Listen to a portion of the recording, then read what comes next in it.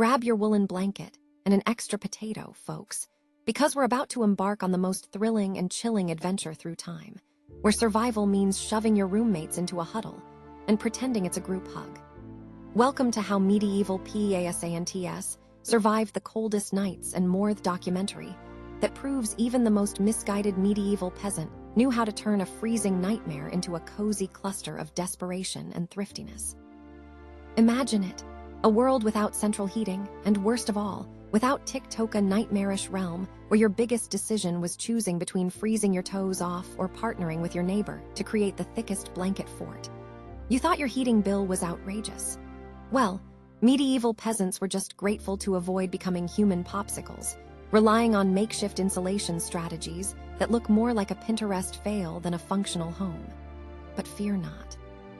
These peasants weren't just sitting around waiting for their lives to thaw out. They developed unique sleeping arrangements, which frankly sound like an early version of a crowded college dorm. In an ironic twist of fate, even future Queen Anne Boleyn had to channel her inner peasant when the chill of winter settled in, demonstrating that royal bloodlines aren't immune to the seasonal woes of frostbite and cold feet. Throughout this documentary, we'll uncover a tapestry of absurd survival tales, from how communal sleeping made the medieval winter a great excuse for awkward cuddling to bright ideas that ranged from using straw and animal fur to fashioning elaborate snowsuits that still looked better than most of us on laundry day. So get ready for a comedic historical deep dive that'll make you question your life choices, question why you didn't invest in that long-lost medieval thriftiness, and most importantly, remind you to appreciate your thermostat. Because when the snowflakes start to fall, let's just be glad we're not out there wearing potato sacks while praying for survival under a pile of sleeping friends. Nature gave those peasants cold feet, but their spirit kept them warm, and trust me, you won't want to miss a single frozen moment of this journey. Gird your loins and hold on to your mittens. Welcome to the frigid embrace of 12th century England, where the days are dreary, the nights are colder, and the local temperature seems to fluctuate between dimly lit torches and unexpected frostbite. Picture this: peasants huddled inside their thatched-roof cottages, which, let's be honest, look more like shacks on a bad hair day, desperately trying to elevate their odds of survival during an unrelenting winter that could freeze a fire-breathing dragon solid. As we step through the rickety door of one such abode, we're immediately assaulted by an array of wonderful odors, a fine blend of damp earth, questionable hygiene, and a rather enthusiastic bouquet of rot that has taken up residence in the corner. The atmosphere is so thick you can almost chew on it, which, in reality, might be a plausible meal option at this point. Candles flicker desperately, not because they want to create an ambience, but because they're hyperventilating from fear of what lurks in the shadows. Introducing our protagonists. Malvin, a wiry man with more energy than a squirrel on a caffeine rush, and his wife, Ethel, a woman whose patience rivals that of a saint, though we suspect divine intervention has some serious competition in their tiny kitchen. Their dinner table is a marvel of medieval cuisine, a bowl of gruel that should be renamed sludge stew, topped with a sprinkle of whatever the neighbor didn't want to eat. What's for dinner? A deeply philosophical question when food primarily consists of oats, whatever small game Malvin managed to scrounge up, and possibly last season's leftovers, now meticulously aged to enhance flavor. The pièce de resistance. A loaf of bread that has aged into a fine brick's worth of density, perfect for defending against both hunger and the occasional wayward arrow. But wait, there's more than just a craving for sustenance. Rumor has it, a single bite of last week's stew might summon the wrath of the village witch. This means our couple must undertake an elaborate ritual to ward off any potential curses in true medieval style, of course. First, a dance with garlic cloves, not exactly Dancing with the Stars, and some chanting that can only be described as a flat note-off between Malvin and Ethel, punctuated by the occasional thump on the floor from an over-enthusiastic cat trying to join in. Now, if you think that keeps the spirits away, think again. The real horror isn't merely the gruel or is it sludge, but an unexpected visit from Harold, the village gossip and self-proclaimed witchfinder. His job description: vigilantly inspecting soups for heretical properties and offering unsolicited grammar corrections. Harold bursts through the door like an over-enthusiastic cash cow, declaring he senses something foul, not the food, which is obviously objectionable, but the presence of their neighbor's ghost haunting the stew. Malvin and Ethel lock eyes in glorious panic. Are they cursed? Is this the night the wretched spirit of Aunt Gertrude finally gets its revenge for failing to bake a proper pie? Not wanting to risk being turned into toads, they conduct a swift exorcism of the gruel involving a spoon, 2 rogue carrots, and a pinch of salty superstition. Lo and behold, the gruel appears unchanged. But wait, melodrama escalates as the platter trembles ominously. It was just Harold, mistaking the pie's glare for evil intent, trying to hide a twitch of hope that he could score a free meal after all. In the end, our valiant peasants realize, while survival was a matter of skill, luck, and dodging curses, it was truly a hub of humor amidst piles of worries. And here's the lesson for the future. If you're ever faced with gruel, a ghost, and a gossip monger, remember, a chainsaw is great, but sometimes a spoon is more effective. Cue the flickering flames of a near-constant hearth fire. The year, around 1347. The place, a thatch-roofed hut that might have been a model for future IKEA products if only it had decent insulation plans. Outside, the chill of winter snarls at everything, including the hapless peasant's dreams of a cozy bed. Here in the heart of medieval Europe, if you weren't buried under 3 feet of snow, you were in constant peril of being outmerged by your neighbors in the local thermal competition. Meet our protagonist, Ulf the Unlucky, a gentleman whose appeal consistently failed to rise above second best among the village's available suitors for the lovely Gertrude who, needless to say, was more interested in a cozy fire than a handsome face. Ulf, in his despair over both romantic and thermal failures, had dedicated himself to the art of home insulation, a challenge so great that it made inventive sorcery look like knitting with yarn. The air inside was dense with the sweet, pungent aroma of damp straw, or as Ulf liked to call it, the scent of genius. Walls made of stucco clung desperately to life, coated with a thick layer of mud, a handy byproduct of rural life, and infused with mysterious straw for good measure, causing a picturesque mishmash of shapes that some have dubbed post-apocalyptic chic. Among the scents of wet hay and just a hint of something dubious, like all great cooking, there was an undercurrent of desperation. On this particularly frigid evening, Ulf's battle cry rang out amidst the shivering shadows. No chill shall touch this bonny backside. And so he set to work sealing his cabin from the winter's wrath, with a ritual that included invoking the protective spirits of mud, while balancing bales of straw known locally as the cheap peasant's Tempur-Pedic. What followed was a cacophony of sounds, like a symphony of livestock protests mixed with the rhythms of Ulf's juggling act for every handful of mud thrown at the wall. A chicken squawked in horror, and a cow notably judged him with unblinking disdain. As peasant conventions dictated, the villagers were keen to offer their own peculiar wisdom whisperings of mythical mud creatures known as the Muddies, who were said to come alive to critique one's insulation efforts. Horrified by the idea, Ulf began marking his surroundings with what he believed to be protective sigils, a dubious arrangement of hay and chicken feet decorations that only seemed to invite more voodoo critiques from his fellow farmers who, let's face it, had better mud than he did. Just as Ulf managed to seal the last crack with a handful of mud, a loud crash reverberated through the hut. The chickens, startled by an errant passing goat, took flight, knocking over Ulf's most prized possession, his collection of mud-imbued straw dolls, which he had crafted for protection. In a fateful twist, the dolls toppled against the walls, sealing them more securely in a series of perfectly arranged chaos. The hut, in all its wonky glory, stood defiant against the bitter winds that roared outside, trapping warmth snugly within, proving that accidental art could be the slopes to creative genius. As bizarre as it all seemed, this truly bizarre insulation hack resulted in the bonus of an inner debate amongst the peasants. Was Ulf a wizard, or had he merely stumbled across nature's victory lap against winter? His neighbors would ultimately decide that a little mud and straw were preferable to the usual frostbite foot massage. So what was the takeaway in this tale of thermal triumph? Always use enough straw and mud, because if you can't afford a heated floor, you might just create a small trove of warm memories, and on a chilly medieval night, that felt like gold. In the frosty heart of a medieval winter, As the clock struck midnight and the villagers snuggled deeper into their straw, the dawn of an absurd tradition was upon us. Communal cuddling, a practice that would make even the most boisterous of bears look solitary. Imagine, if you will, a dimly lit longhouse, the air thick with the scent of damp wool and desperation, the cacophony of shivering bodies punctuated by the occasional wheeze of a snoring goat, inevitably named Sir Balat.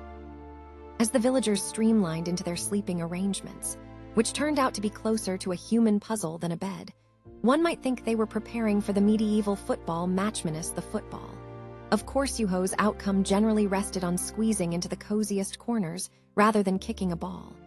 The head of the household, Old Bert, was a robust man, mostly robust due to the sheer weight of family obligations and rogue tater-tot recipes. He convened his clan for the evening's blissful bout of snuggle. Tonight, we'll share warmth, blood, and hopefully fewer germs, he cheerfully declared, only slightly aware that sharing warmth often meant sharing the warmth of last night's fish stew as well. So, interlacing limbs commenced. The villagers would line up in a huggable manner, much like sardines in a counterintuitive can, blanketed by coarse woolen cloaks potentially knitted from sheep with a vendetta. As laughter and lighthearted banter turned into muffled grumbles of discomfort, it was clear this cozy strategy was bound to face complications. Who has the worst gas?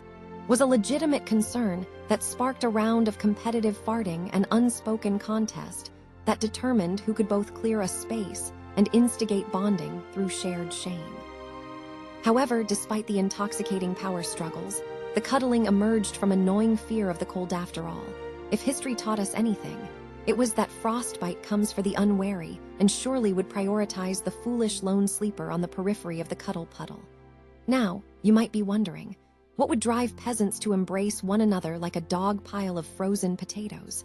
Certainly not the kindness of their hearts. No, dear viewers. This peculiar scheme was birthed from an unpredictable hodgepodge of medieval superstition. When temperatures plummeted, villagers dutifully gathered to recite their beloved incantations, aimed at warding off the infamous evil winter spirits.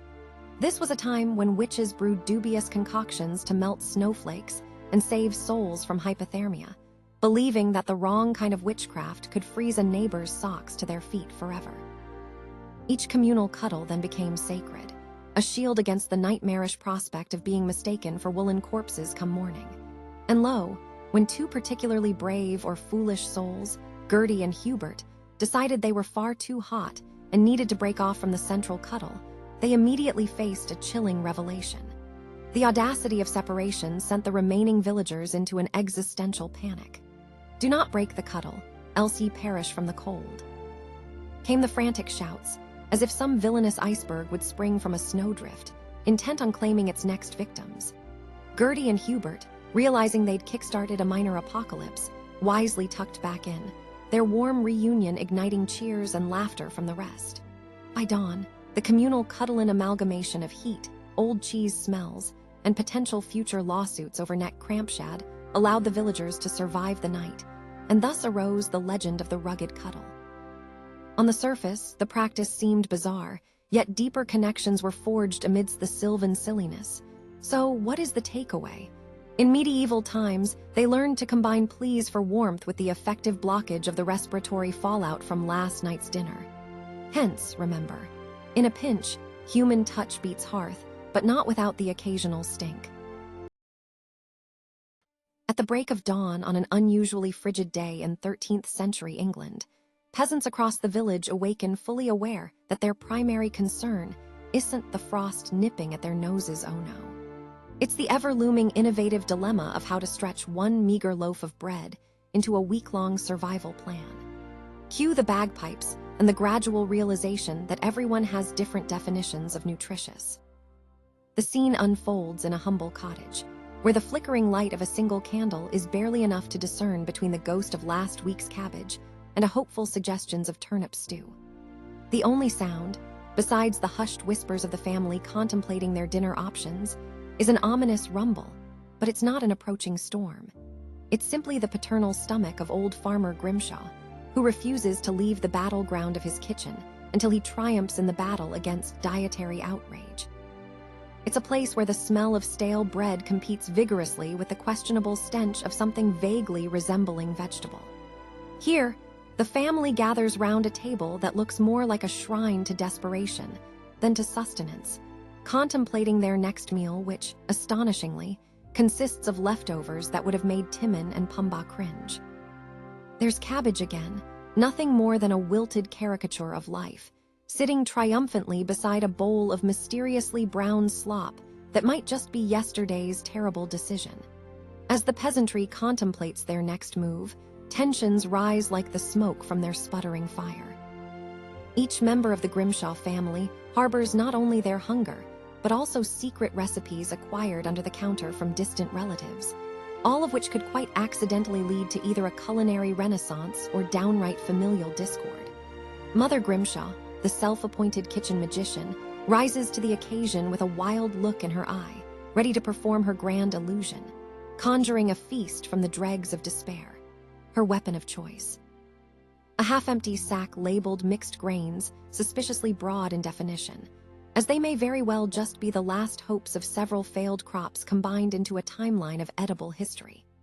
The children watch with a mix of horror and glee, like spectators at a circus gone wrong, as she deliberates whether this means they feast on bread or enter the realm of rare meat, preserves known as anything not involving actual meat, and instead butchering their dignity. As rumors of a bountiful potato harvest from the neighboring village reach their ears, the Grimshaws decide to up the intensity by inviting the neighbors to dinner not as guests, but as potential snack time distractions.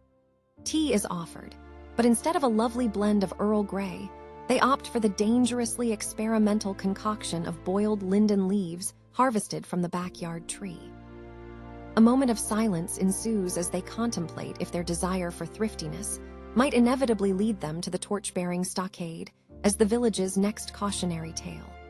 Moments turn into hours, and as evening falls, they gather around the flimsy wooden table, clutching their bowls of unidentifiable mush, contemplating the unthinkable they actually ran out of wood and couldn't make a fire to cook their evening meal. In their desperation, they decide to devour the remaining sides of bread and whatever unspeakable concoction Mother Grimshaw has strained from boiling water. Prayers of desperation are murmured to St. Anthony, the patron saint of the lost, in hopes of redeeming their next meal. Finally ready to dig in, there's a moment of surreal calm at least, until they realize the neighbor's cat has decided to leap onto the table, introducing a new element of competition into their meal now resembling a first-sprinkled stew. Before they can react, the cat saunters off, leaving a trail of chaos in its wake, and Mother Grimshaw sighs and mutters, well, at least there'll be plenty of protein.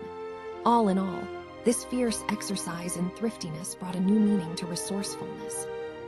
And as the family digs into their blessed meal, prepared with all the love and labor that rural life can muster, they unknowingly learn a very key lesson. It's not about what you have.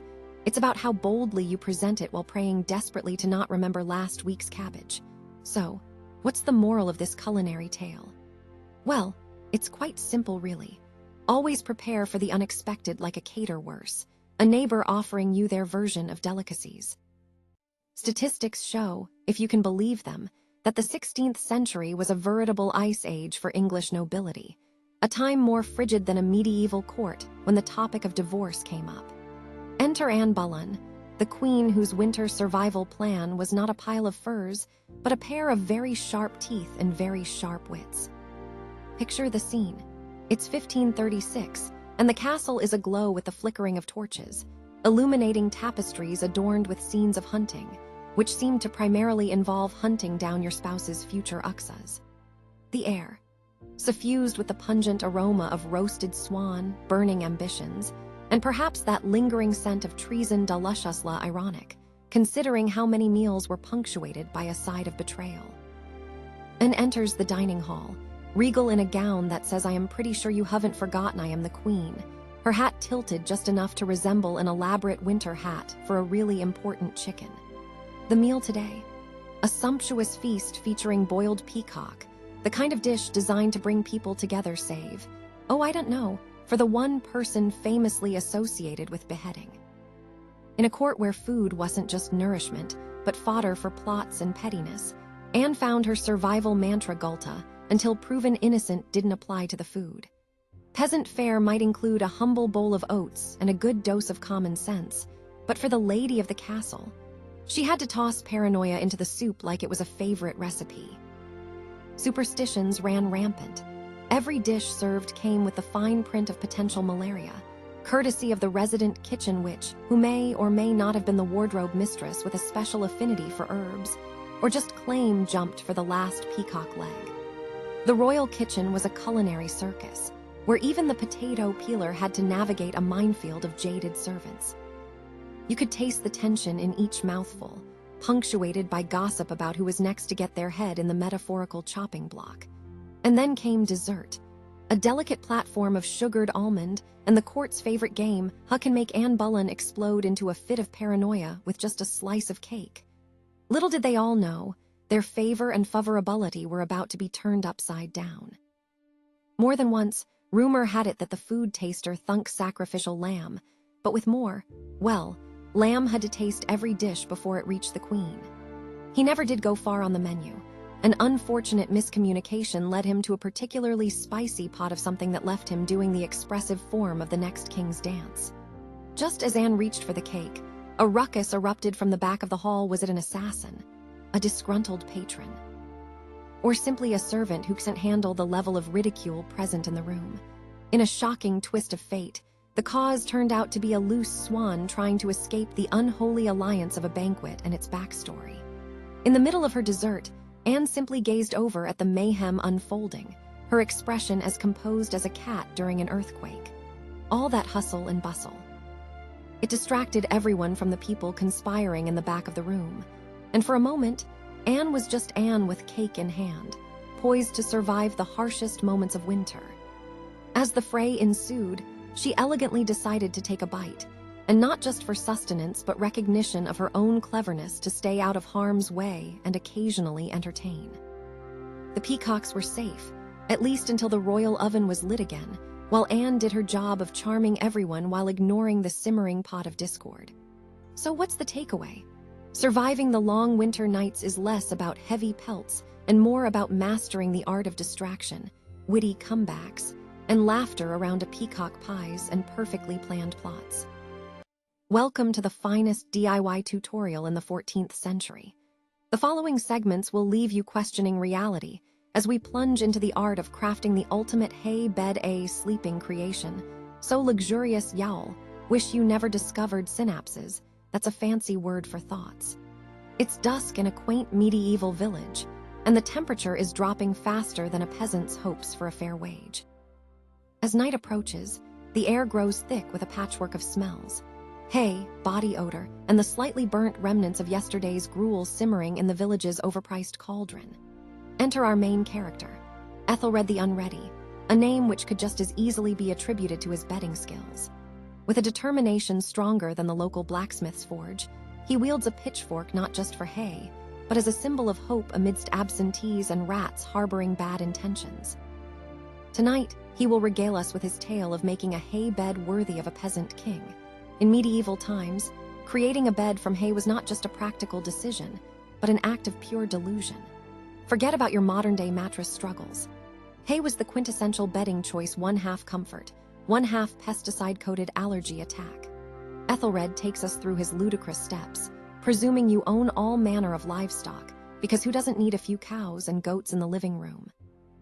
After all, nothing says relaxation like the calming moo of a cow serenading your dreams.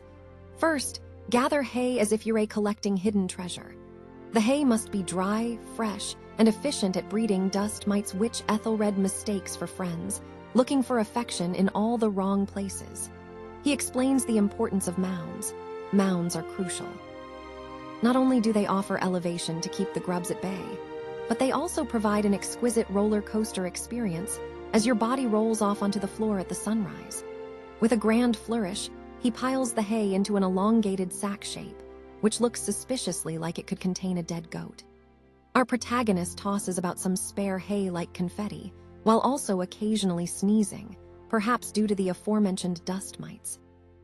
The stakes heighten as rumors circulate that the village's one-eyed cat has cast a negative omen upon the hay bed-making process. Did the hay offend the cat's feline sensibilities? Would Ethelred be forced to endure a night of nightmares at the hands of the wrathful deity known as the Cat of Consequences? Suspense builds. At last, he completes his hay mound, his bit of Venice, amidst a village full of one-room huts. Ethelred triumphantly collapses onto his masterpiece, which crumples on impact like a politician's promise. But lo, curiously, it crashes down flat as if gravity was tired of the act. He sits up, bewildered but reassured the authenticity of the hay is unyielded. If you can hear the spiders having a family reunion, you know it's a good bed, he proclaims, looking deeply into the camera as if sharing the wisdom of the ages. As darkness falls, our dear Ethelred realizes the hay bed has certain disadvantages, such as uninvited critters treating his bed as a hopping playhouse. In a comically ironic twist, the very things that were meant to cradle him suddenly become the seat of a sleeper's nightmare, mice squabbling in the hay for supremacy over ant crumbs. Perhaps the moral of the story isn't so much about the craft of hay bedding, but rather a warning about the perils of cramming too many peasants into one domicile. So what's the ultimate lesson here? In the glamorous world of medieval living, even your bed might just become a communal animal shelter overnight. And never underestimate the industrial potential of hay. It may not make you sleep better, but it'll definitely star in a horror movie-style sequel later on. Cue the dramatic music. The year, sometime in the 12th century. The setting, a muddy village square, illuminated by the flickering light from hastily constructed bonfires, because hay, the higher the flames, the less noticeable the lack of personal hygiene. The smells, a delightful umlange of singed sheep wool, roasting turnips, and the ever-unpleasant aroma of ill-fated livestock caught in the wrong end of town meeting deliberations. In our cast of charmingly bedraggled characters, meet Harold, a peasant with one foot in the afterlife due to chronic frostbite, and Agatha, the village matriarch who unintentionally doubles as the moral compass, although her moral compass often points towards the nearest barrel of questionable ale. Tonight's riveting event. The peasants have gathered for Firewood Fust, the annual competition to see who can pay the most absurd amount of money for a few logs to stave off the bitter cold. Yes, cold nights in the medieval realm aren't just weather-related inconveniences. They're an art form of taxation, where firewood becomes the prized possession, just slightly less valuable than a king's wardrobe. As the peasants mull over their simple yet fine dining options, read a glance at a half-eaten turnip that might still have some fight left in it, the village's chief tax collector, a man with the charm of a rabid raccoon, steps forward to announce the firewood tax. He theatrically lifts up a grimy ledger, and with the flair of a medieval magician, begins to present the exorbitant rates. Ladies and gentlemen, he bellows, the fiery light catching his dubious sideburns. This year, due to a very peculiar fluctuation in the temperature numla, it's cold. Faust will cost more than your mother's tears after she found out she accidentally served dinner from last week's kill. This crowd gasps. Harold's frostbitten toes curl inward in distress. Agatha takes the opportunity to shout, how could it be any worse? Revealing her impressive ability to mediate while also haggling. The chief tax collector continues, somehow more bombastic than a jester at a funeral. The price this year is 3 hares, 2 chickens, and a promise to name your next-born child after me. Shall be remembered throughout history as Cunna's Maximus. He brushes his hands theatrically to emphasize his own brilliance. As tension rises, frayed tempers fray further. Peasants moan about the unfairness of it all, tossing in curses worthy of an entire season of reality television. One even alludes to the time that Cunnas claimed the plagues were a direct result of not paying enough taxes. It's hard to tell if he's joking or if the medieval version of a tax revolt is brewing. Just when it seems like the peasant populace may combust into a riot reminiscent of a Renaissance painting gone awry, an unexpected turn occurs. Agatha, spurred by an ounce of liquid courage, stands up and announces a firewood pooling scheme. Surely, she declares, uniting under one wooden banner could save us all. Firewood for all, together we stand, divided we freeze. The others blink in disbelief. They were ready to throw potatoes at Cunnas, not create a co-op. With a collective sigh of camaraderie that nearly mocks their frigid hands, peasants start pooling their resources like half-frozen heroes. Before long, Thava formed a firewood committee complete with poorly drawn posters that would make a schoolchild weep, and an absurd amount of enthusiasm. By the next firewood meeting, Agatha had become an unlikely leader, though the vision for communal firewood often involved elaborate debates over who got the most prime logs. In a twist worthy of legends, Kanaz, thoroughly confused and slightly impressed, eventually grants them a steep discount, possibly out of sheer delight for the comedic chaos. So, what's the takeaway? In medieval times, when life gives you frigid nights and dubious taxes, just remember, sometimes it takes a little static electricity or a communal effort to spark some warmth along with a few cackles along the way. Set the scene with a flickering fire and muffled lufkias. It's winter in medieval Europe, where temperatures dip low enough to freeze a bucket of soup solid. The year is blissfully forgettable, wedged somewhere between the invention of the plague and the anticipation of the next royal execution. Festivities are in loud and lively swing, and we join the peasants as they attempt to keep cozy and stave off frostbite amid the stench of damp straw and slightly questionable meat stew. Enter the festive hall, where for a brief moment, all thoughts of hunger and impending doom are drowned in the aroma of roasted whatever the other thing is. It's a veritable buffet of both expectation and Salajan Munta's centerpiece fashioned from cabbage somehow becomes the talk of the evening, and nobody wants to dwell on its backstory. The peasants, dressed in layers of hand-me-downs that have been patched so many times they've practically become a quilt, sit around the communal table that looks a lot like it survived the last 7 great famines. In front of them sits the famous gravel soup, a local delicacy made from whatever they could find before the first frost. One might wonder how gravel got on the menu, but not too much, as it calls into question their entire food chain. As the villagers dive into their soup, laughter rings out. Well, it's more like a sound made by a group of people whose throats are hoarse from the cold and a questionable lack of dental care. Ooh, I think I found a shoe sole in mine. A touch of flavor, branched from days gone past. The result is a cacophony of crunching combined with ever-present paranoia. Will that bite send them to the hereafter?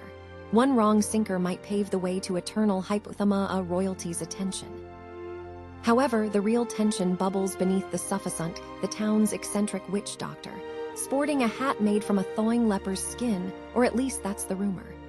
She wafts into the scene, brandishing her potion of Kubjdavana, and begins a bizarre ritual that involves the collective chanting of someday, well be rich, while shaking maracas fashioned from last year's beet harvest.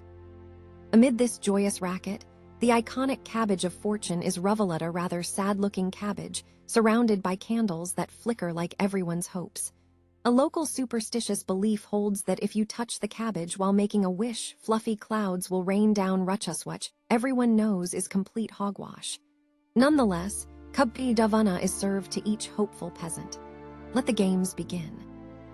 Each villager gingerly reaches out, half expecting to feel the icy touch of destiny or the more probable sting of another frostbite episode. But instead, disaster strikes. A rogue cat, most likely from the local bakery, leaps onto the table, sending the meticulously placed cabbage rolling to freedom. It careens off the table, and a flock of children leaps after it as if it's the Holy Grail. A wild chase ensues, involving cats, cabbage, and a half-cooked chicken trying to join in on their mad dash for glory. The chase ends ingeniously upon the frozen ground, where the cabbage comes to rest atop an evergreen Ruthprapustara's symbolism for survival during the longest winter nights. The peasants fall to the ground in laughter as the cabbage rolls on its own, heralded as a divine entity bestowed upon Thumma, symbol of hope and good fortune, unless it turns out to be infested with weevils. And so, in the end, through absurdity and misadventure, peasants manage to survive the cold nights not by cabbage or gravel soup, but by communal laughter and shared dysfunction. Because, as history demonstrates, a good, hearty laugh might just keep you 2 degrees warmer than the dreaded fate of frostbite. So the moral of the story, when facing winter's chill, why not embrace the madness? After all, nothing warms the soul quite like a rolling cabbage and a dash of hope for better culinary days ahead. Picture this. The year is 1347, and Yuva just stepped into the charmingly bleak world of the medieval peasant. The sky is a sullen gray, the air perpetually scented with the tantalizing aroma of cow dung and desperation. Why? Because every peasant is dressed in layers of wool so thick that they could double as insulation for a barn, and they have no plans of changing that avka. Until our protagonist, Gutta the Gritty, a former baroness turned peasant after the rough aristocrats misplaced her fortunes along with their sanity. Gutta stood in her mud-stained cottage, dressed in layers upon layers of wool, with sleeves that could fit a small village and a petticoat that could double as a parachute. Her outfit was all about survival, needed haute couture, when every additional thing you wore could literally save your life. Visions of fashionable frocks swirling in her head, Gutta sighed and surveyed her wardrobe. It smelled like wet sheep and disappointment. Wool, after all, was versatile, capable of insulating against biting cold, staying sticky warm even in the worst blizzards, and surprisingly, able to withstand a bad reputation for being unflattering. Friends would laugh at her slouchy attire, telling her she looked like an overstuffed sausage with questionable taste. Little did they know, a strategy lay beneath every itchy layer: warmth. Throughout the peasantry, a peculiar hierarchy governed dress codes. You see, if you were really poor, the most fashion-forward statement you could make was, "Hey, look, I have both a front and a back to my tunic." Such was the pinnacle of success in the art of peasant dressing. On especially cold nights, Gutta and her fellow surfers on the crusty waves of serfdom would gather for a grand event, the weekly wool rally. It was a night dedicated to showcasing the latest fashion trends, which consisted of great discussions about the proper layering technique. 1. Wool next to skin obligatory and incredibly itchy. 2. More wool, a sensationally bulky option for outer layers, worn just in case a hungry wolf decided to mistake you for a lovely snack. 3. Traditional potato sack. Nothing was more in, especially when trying to hibernate for winter. This tension in the air was almost palpable as they debated the importance of nose warmers versus toe warmers, with some downright scandalous suggestions regarding the ownership of even more than one pair of woolen stockings. Gutta led the charge against such absurdity, chanting slogans like "simplicity is divine," but keep the toes warm. But then, in a dramatic twist, her village was visited by a traveling merchant with a remarkably extravagant cloak made from the finest silks spread faster than a famine. Suddenly, every peasant wanted to ditch their woolly wear for something smoother and shinier. After all, who could resist the allure of fashion? The audacious dreams of catching the eye of the village serf became a feverish reality. Alas. Just as the silk party was in full swing, a frozen wind blew through the village, sending Gutta's dreams of glamour dashingly into the trees. They quickly realized that while silk dazzles the eye, it offers approximately all the warmth of an ice cube in a sauna.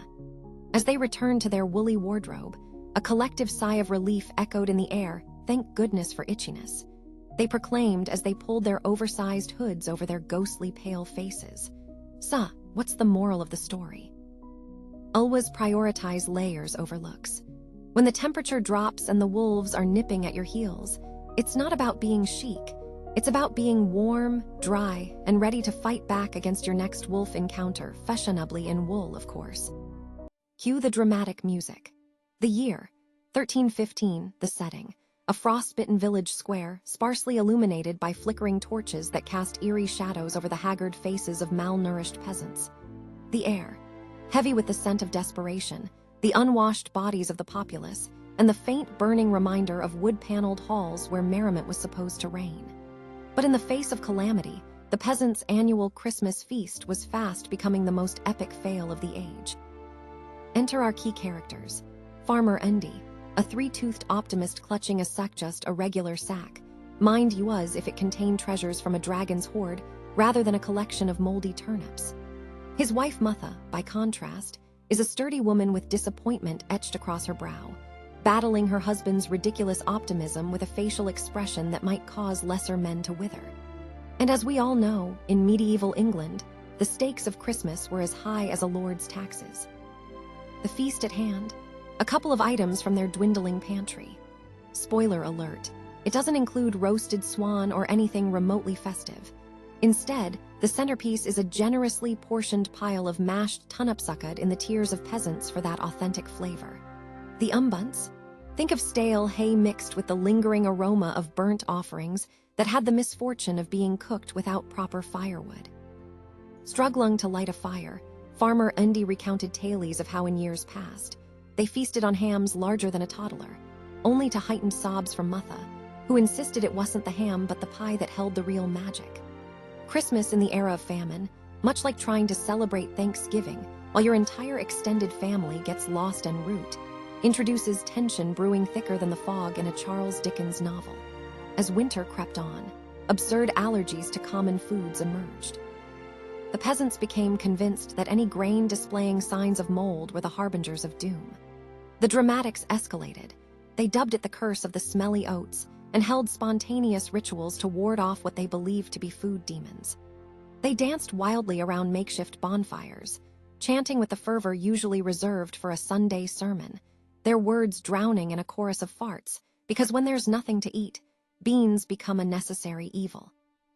Tension reached a boiling point when word spread that a neighboring village had resorted to gasp, consuming the much-despised and frequently overlooked acorn bread, a grainy offense on par with dungeon confinement. The tension erupted at the village square. The farmers declared war on each other, wielding pitchforks against their fellow villagers as if competing for a raised slice of flatbread in hell. The unexpected culmination. In the end, a wandering minstrel stumbled upon the village while searching for his lost loot, his only meaningful possession, and perhaps the bane of many, and offered them a song. The villagers, weary and famished, consoled themselves around a feeble flicker of spirit and tumbled forth into a makeshift celebration, accompanied by his tune. The oddly uplifting anthem proved hearty and vibrant enough that it convinced them to turn their plight into a drinking game. Every time he said merriment, they took a swig of whatever remained in their clay cups so new mildew could fuel a hearty luff. Historically, the Great Famine of 1315 did indeed hit England, leading to mass starvation and social unrest. But no one bothered to include the total lack of humor when recounting these atrocities for good reason. So remember, when your Christmas dinner is reduced to rancid turnips and suspicious bread, just whip out a lute and laugh your way through the famine, because nothing says Christmas spirit like battling starvation with satire. Bringing it back to the frostbitten heart of the 14th century, picture this: candlelight flickering desperately against the chilling gloom of a packed, drafty church. The aroma, a particularly robust mix of body odor, extinguished candles, and the vague scent of whatever that was hanging from the rafters, possibly a curse against warm wishes. Here stood Father Bluster, an authoritative figure clad in a robe that had seen better centuries, but proudly bore the residue of every attempted potluck dish ever created: baked sheep's stomach, dried cod, or what they impressively referred to as mystery stew. Because who needs recipes when you can simply throw everything into a pot and hope for divine providence? As the congregation shuffled in wearing woolen layers thicker than their common sense, a collective shiver rippled through the pews, amplified by the liturgical sounds of groaning stomachs and lamentations of cold toes, which is, of course, exactly the ambience one hopes for when contemplating eternal damnation. Church sermons in December weren't merely about spiritual enrichment. They doubled as public service announcements on surviving what they termed holy winter. Here, absurd church rituals took front and center, each more ludicrous than the last. If you weren't praying for warmth, you at least prayed the neighboring villager didn't offer you last week's still warm bread as a peace offering. Heaven knows that carrot soup from the last feast could still be contemplating revenge. First up, there was the infamous holy crackling tradition. During this delightful event, the congregation would imitate the sounds of crackling fire, yes, like a medieval rendition of a smoke signal. If enough villagers created a decibel explosion that rattled the rafters, they were assured of a warm winter. Anyone failing to part their lips would be blamed for not only the winter chill, but potentially losing the entire village's chance at warmth and woolly slippers. Sundays became an elaborate panhandling affair. The parishioners would perform dramatic renditions of their sacrifices to the winter gods, all while balancing their freezing noses above a vat of what they called relic soup, a brew suspiciously resembling swamp water infused with a day-old cabbage, rumored to bless your winter boots for an entire season. But the crowning event had to be the candle of uncertainty, a dim, flickering headliner that moms lit louder than their children's bedtime stories. This candle stood proudly at the altar, representing all unknown dangers like rats possibly nibbled on your last meal that could dash your hope for a warm hearth. Legend had it, If it burned through the night without extinguishing itself, warmth would grace the entire village come spring. But if it flickered out before dawn, full panic mode ensued, leading to either a procession of prayer, discovery of the rat problem they had invisibly ignored, or worse yet, a revisiting of the casserole pot left too long in the corner. And just when you thought winter couldn't get crazier, in marched a band of minstrels playing festive tunes tailored to summon the attention of clergy perched above, plotting winter's next torture tactic. Such arrangements were known to charm away snowstorms, or, if poorly executed, invite a whirlwind of ill winds that made for an extra chilly winter. In this high-stakes game of survival, a peculiar piece of lore whispered through the village. When the chittering of the rats grows louder than the sermon, it's time to line up for extra blankets instead of a second helping of mystery stew. So what's the takeaway from our delightful dive into church-sponsored survival tactics? Always consult a tune or two before entering a chilly winter, especially if it's accompanied by a candle that was just slightly too wobbly. And if all else fails, at least you can pray for better cooking next time. Cue the dramatic music. The year is 1387, in the frostbitten village of Wincanton, where everything smells suspiciously of damp hay and the slightly burnt offerings of overzealous peasants who took their roles in the local church by the fistful. The wind howls as if participating in its own miserable symphony, compelling the villagers to huddle under their ragged blankets, lest they freeze into immovable popsicles. And what's that you smell? Oh yes, the official aroma of medieval winters. Desperation and the main ingredient of last season's gruel.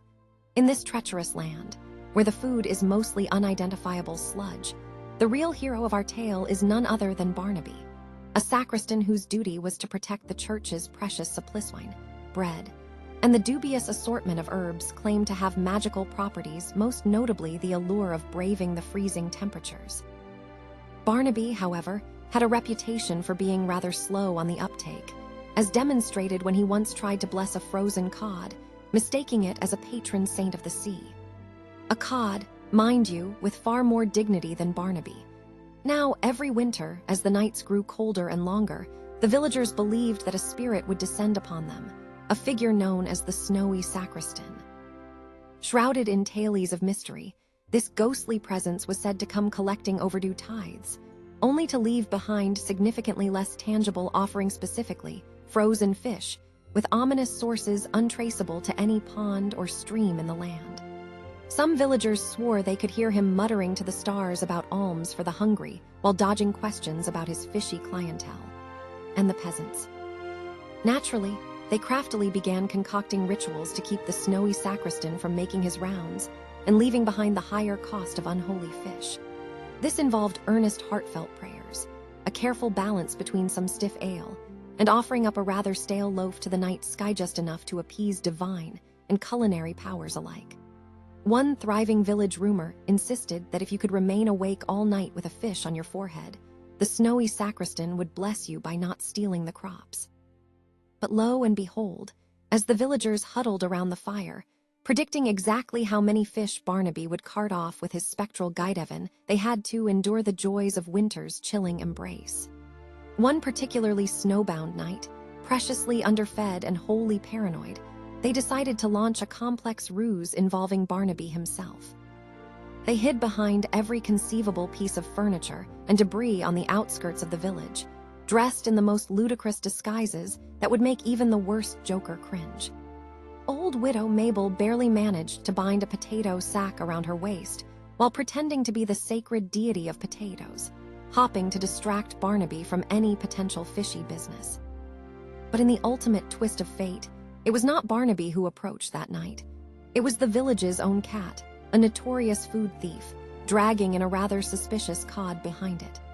The peasants shrieked and tumbled from their hiding spots in confusion, only to find that not only did they not catch the snowy sacristan in the act, but they ended up persecuting the wrong suspect. In the chaos, Barnaby innocently walked past, mumbling thanks to the cat for cleverly robbing the other village of a special fish stolen from their sacred frozen lake. So the cold baked together with the laughter of those peasants as they witnessed their peculiar hero, avoiding chestnut roasts while grappling with the vagaries of the night instead. Their lesson: Even the most fantastical remedies can spiral into slapstick hilarity when cold enough to shatter illusions into snowflakes. So remember, in medieval times, a night's worth of snow shifts could hide the truth about your provisions always check for drowsy cats when it comes to your food supplies. You never know who's really been prophesizing over loaves of stale bread. Cue the dramatic music. The year, somewhere in the 12th century. The setting, a dimly lit peasant hut where the flickering light of a single candle illuminates a space so cramped it could qualify for a claustrophobia awareness campaign. The air, well, it smells like a delightful blend of wet straw, damp feet, and the remnants of last week's turnip stew olfactory version of a medieval health warning. Enter our protagonist, Harold the Unwashed, a peasant so devoted to his fieldwork that he considers bathing to be a luxury reserved for noble folk, if that. His wife, Edith the Indignant, stands beside him, wielding knitting needles like they're weapons of war, determined to craft a new invention that will change their lives forever. What is this magical invention? The blanket, a combination of rags, sheep fur, and the hope of a warmer tomorrow. As Harold flops down onto the bed of straw that provides more back pain than comfort, he stares at his wife's handiwork in disbelief. Edith, how will this cloth slathered in sheep fluff keep me warm? Harold, you underestimate the power of combined textiles. She replies, waving her needles with the conviction of a crusader about to charge into battle. Besides, winter is coming, and it's either this or freezing to death in your manly tunic. Setting the scene, the dim light casts eerie shadows on the walls, which boast a stunning collection of dots left behind by various vermin, a testament to their illustrious lifestyle. The distant sound of a cow mooing in protest greets the couple's argument as they face a culinary crisis. Edith has continued the age-old ritual of cooking last week's leftovers for dinner, a meal known as anger on a plate. Tension rises as they discuss the ins and outs of Harold's unfavorable pillow situation, all while surrounded by decaying vegetables and a few rebellious rodents. Superstitions run wild, with Harold muttering about how last winter's chill was the work of a vengeful elf, rather than just a natural occurrence. If only I had this blanket sooner, I could have warded off the frost elves. He lamented, despite the reality being that they've merely forgotten to properly seal the roof. As midnight approaches, the absurdity peaks. Harold believes the blanket is a conspiracy formed by the nobles to keep peasants distracted while they hoard the true warmth of the hearth. What's next? A pillow tax, he complains. The couple decides to try out the prototype anyway, lying beneath the blanket, which is markedly untethered, shifting more than Harold and Edith's last argument. But lo and behold, surprisingly, it works. They feel cocooned, almost like they're in a sheep-filled hug. But in the back of Harold's mind, suspicion brews. Was the blanket made from the noble's leftover sheep outfit? That would mean they were literally sleeping under the remnants of a fancy party, an uncomfortable thought indeed. Just then, there is a loud crash as their daughter bursts through the door, pointing a finger as if discovering a treasonous plot. Father, I saw the villager by the well. He started using one of those blanket things. A gasp fills the hut. In a twist of fate, the couple realizes their cozy creation is about to become a village-wide sensation. The blanket quickly turns from a cozy creation to a status symbol, as peasants compete for the best mixture of wool and rags, hoping to achieve the most fashionable warmth in the village. Coziness swells, and suddenly, all talk of eldritch frost elves fades away, replaced by the debates of the secretly extravagant blanket colors. But let's not forget the historical context. The blanket was later credited for being the catalyst of a Napoleonic debate in 18th century France about whether it was fashionable for a peasant to cozy up in the exclusive colors reserved for royals, proving that even humble creations can spur international controversy. So what did we learn? Never underestimate the power of sheep fluff. It not only keeps you warm, but can escalate into an artisan competition faster than you can say rip off wool. Is that a blanket you're about to hurl at your neighbor's sheep? Well, it might be the next big thing in peasant fashion. In the wintry grasp of the year 1367, in a little-known village where the sun forgot to shine most days, we find ourselves in the dim glow of a peasant hut.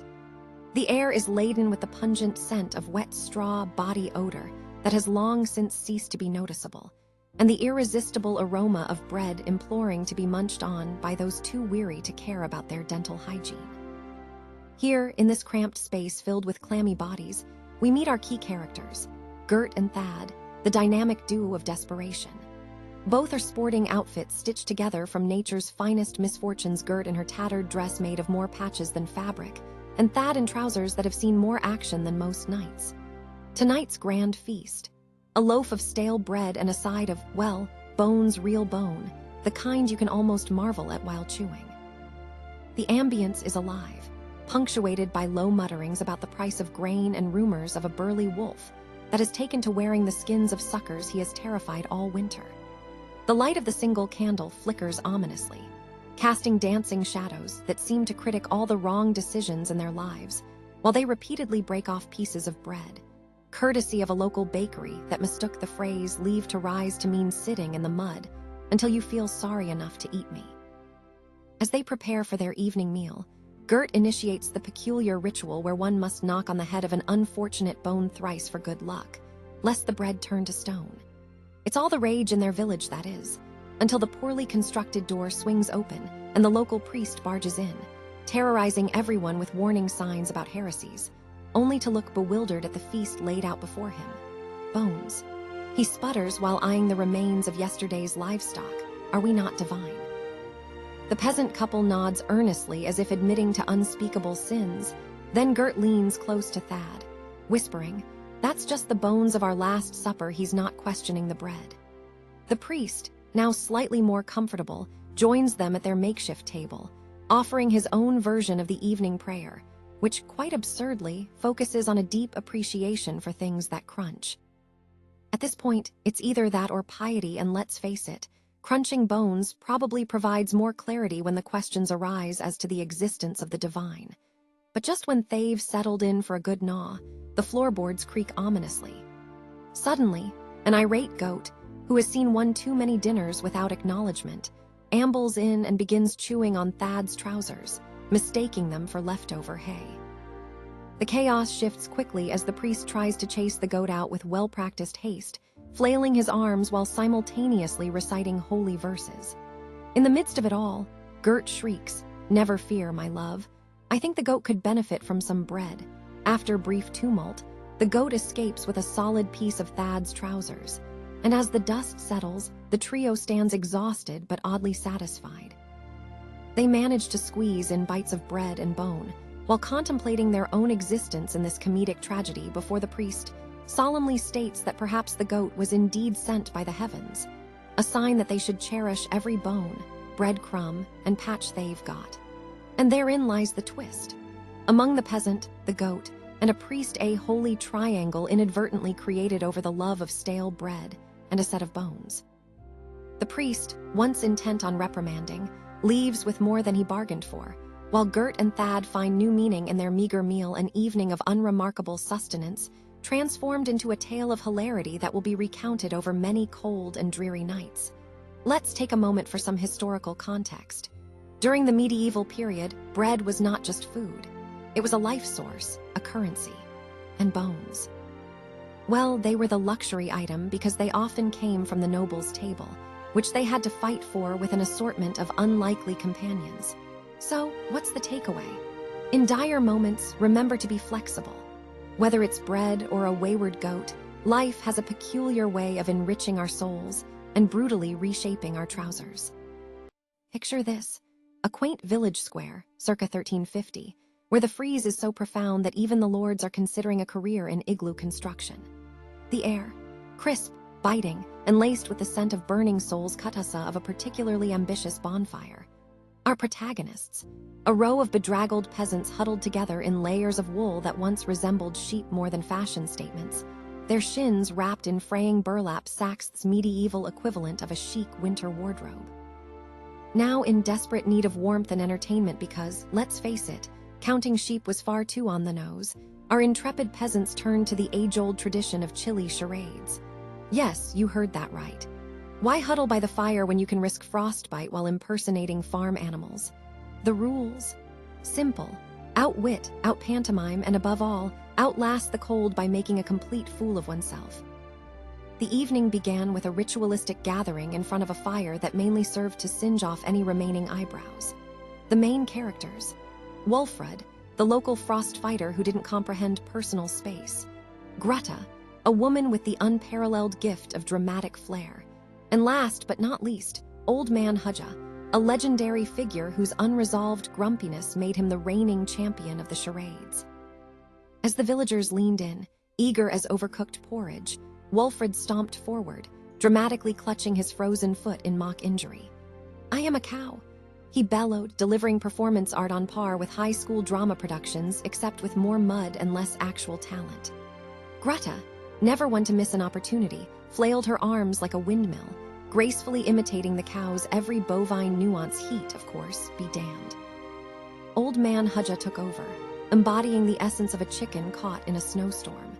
It involved more flapping and frantic pecking than an actual chicken might attempt, and hilariously, he did not manage to lift his pants from his knees more than twice during this act, claiming it was a choice. "Behold the graceful barnyard," he squawked, managing to earn a good laugh despite his undying vagueness about whether he was acting or simply cold. Each round turned into a battle for warmth, with players attempting to out-embarrass one another while everyone else tried to avoid frostbite. But wait, what would a medieval game be without a sprinkle of superstition? A local gossip, believed to have an uncanny knack for divination, declared that if a participant impersonated a mouse and did not trip over the maple stump by the fire, the village would escape the upcoming potato famine. No one knew how this bit of logic fit into common sense, but who needed reason when the stakes included possible survival. The next round was set. As Greta, the self-proclaimed mouse, darted toward the stump, she performed the most acrobatic tripping of her life, landing smack into the bonfire. Luckilesha had only lost half her skirts. The villagers gasped, partially horrified and partially relieved. She was alive, and the flames only feebly taunted her shivering form. Good news. "The famine is here to stay, folks," she shouted, hyperbole creeping in like winter chill. Just as despair mingled with laughter, a local bard picked up a lute, deciding that this could only end in a medieval folk song. The song was an epic rendition titled "Plight of the Cold-Blooded Peasant," and it ultimately had everyone dancing around the fire, wiggling and flailing to avoid hypothermia as much as their shame. Because nothing says success like keeping warm while simultaneously losing your dignity. Turns out, humor was the most effective method of combating the freezing grip of winter blues. So, what's the lesson here? When in a medieval cold snap, remember, laughter, maybe a few strategic stumbles, and questionable clothing choices are equally effective as a warm blanket. Also, don't trust any mouse that doesn't trip over a stump. Picture this: the dreary winter of 1347 in a feudal hamlet that looked so miserable even the snowflakes felt guilty as they fell. The peasants, clad in layers of rags so threadbare that their appearance could literally be classified as haute couture for the homeless. A young farmer named Bert was on a quest, a silly little errand, to the Lord's castle to negotiate for more blankets and food. The moment Bert stepped into the Lord's castle, he was greeted by a glow so bright from the roaring fireplace it nearly blinded him. The air was thick with the smell of roasting meats, dried herbs, and desperation, not just from Bert, but from everyone who believed they had any interest in negotiating winters and rations with a man known for his talent of saying no in various dialects. As Bert made his way into the opulent dining hall, where the Lord sat upon an ostentatious throne, covered with a bearskin rug that probably belonged to a bear named Sir Grizzle, the atmosphere became palpable. You could almost hear the walls whispering, "Good luck, buddy. You gonna need it." But Bert was no fool. He had prepared himself with the local superstitions. According to village lore, performing the ancient ritual of flailing your arms like a chicken while shouting "Blessed be potatoes" could miraculously influence a lord's generosity. There's just one problem. Bert wasn't well-versed in chicken impersonations, and after a few awkward attempts, the Lord's guards looked poised to add executioner to their resumes. With conviction fueled by the taste of frostbite, Bert began his earnest pitch. "My lord, in these freezing times, I plead for an increase in rations. Surely, even noblemen like you can remember the biting cold and the joy of warm food." He emphasized the joy which was more of a distant memory for him than a reality, but he was committed. the Lord responded with a disdainful chuckle, offering a counter. "Ah, Bert, had I known you'd sweet-talk me with the thought of extra turnips, I would have brought out my finest chuz. This tension could be cut with a sword forged from the finest despair." Bert sensed this wasn't going as he'd imagined.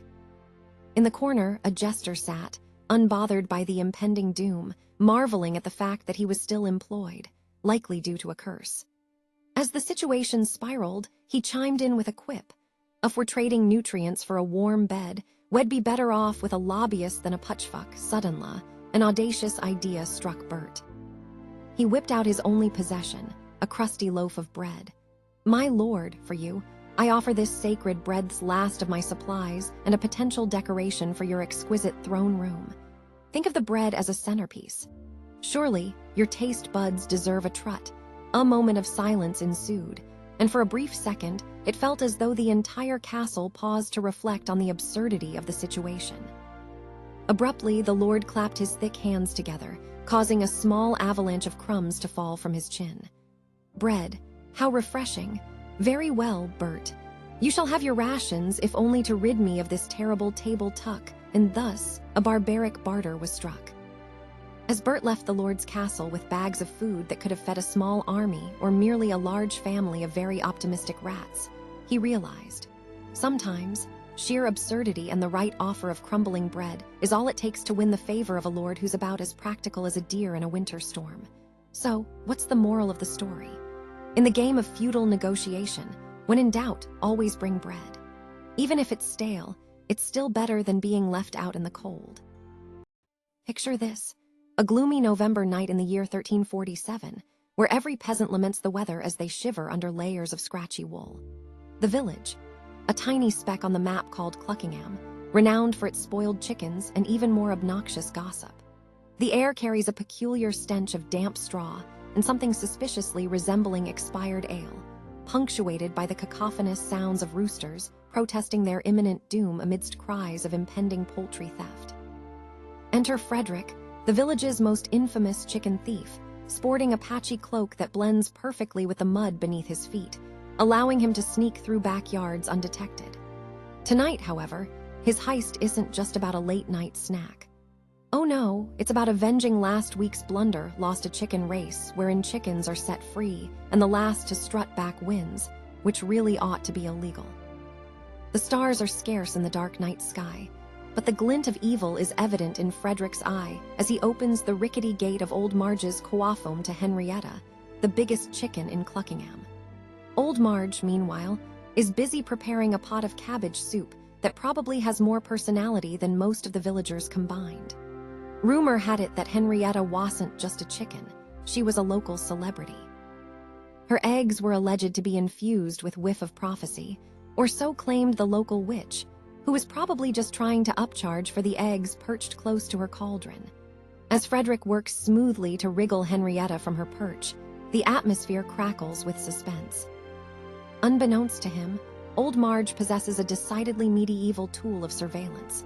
A particularly nosy goose named Gerald, who has seen too much in his short life, and has taken it upon himself to guard the coop with half the enthusiasm of a sleepy overhead lamp. Gerald honks furiously as Frederick bundles Henrietta in an abominable fit of clucking chaos. The air is thick with a mixture of poultry panic and the fetid aroma of about-to-be-stolen dinner. Suddenly, a figure emerges from the shadows. The village priest, Father Thomas, who had taken the night shift to uncover unholy deeds among the township's scoundrels. He squints through the darkness, clutching a Bible in one hand and a ridiculously large crucifix in the other, as if warding off against a flock of malevolent spirits. His first instinct, to shout at Frederick, but his voice is drowned in the sheer cacophony of the chicken's protests. In a moment of absurdity, Frederick thinks he can outsmart the duo by throwing a handful of corn, because who needs a plot when you have bribery? Marge's kitchen becomes a circus of feathers, confusion, and loud clucking as Gerald, surprisingly agile for a goose, swoops down and grabs Frederick's leg, not exactly the punishment Frederick expected for his chicken-napping escapades. Just as Father Thomas readies a biblical reprimand, a loud crunch resonates. It's those vicious peasant-carved wooden shoes, and as Frederick stumbles, he teeters like a dramatic bard about to flub his lines. In a moment that would send any historian into fits of laughter, he lands in a pile of cow dung, leaving him humbled, chicken in one hand, dignity in the other, but somehow also with an impromptu facial mask of full dairy craftsmanship. As the scene unfolds into a slapstick comedy and the town gathers to witness the farce, old Marge seizes her moment. "You dare steal my Henrietta," she hollers, brandishing a wooden spoon more fearsome than a sword at dawn. Frederick, now covered in a suspicious brown substance and sporting a mad look in his eyes, quips, "I was merely testing if her prophetic powers were strong enough to foresee a life of theft." In the end, the townsfolk laughed at Frederick's misfortunes. Gerald became the hero no one asked for, and Frederick learned a valuable lesson.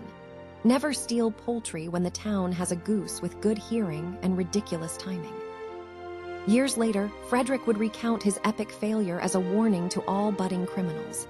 Stealing a chicken is nothing unless you're ready for the consequences of complete embarrassment. So, what's the lesson here?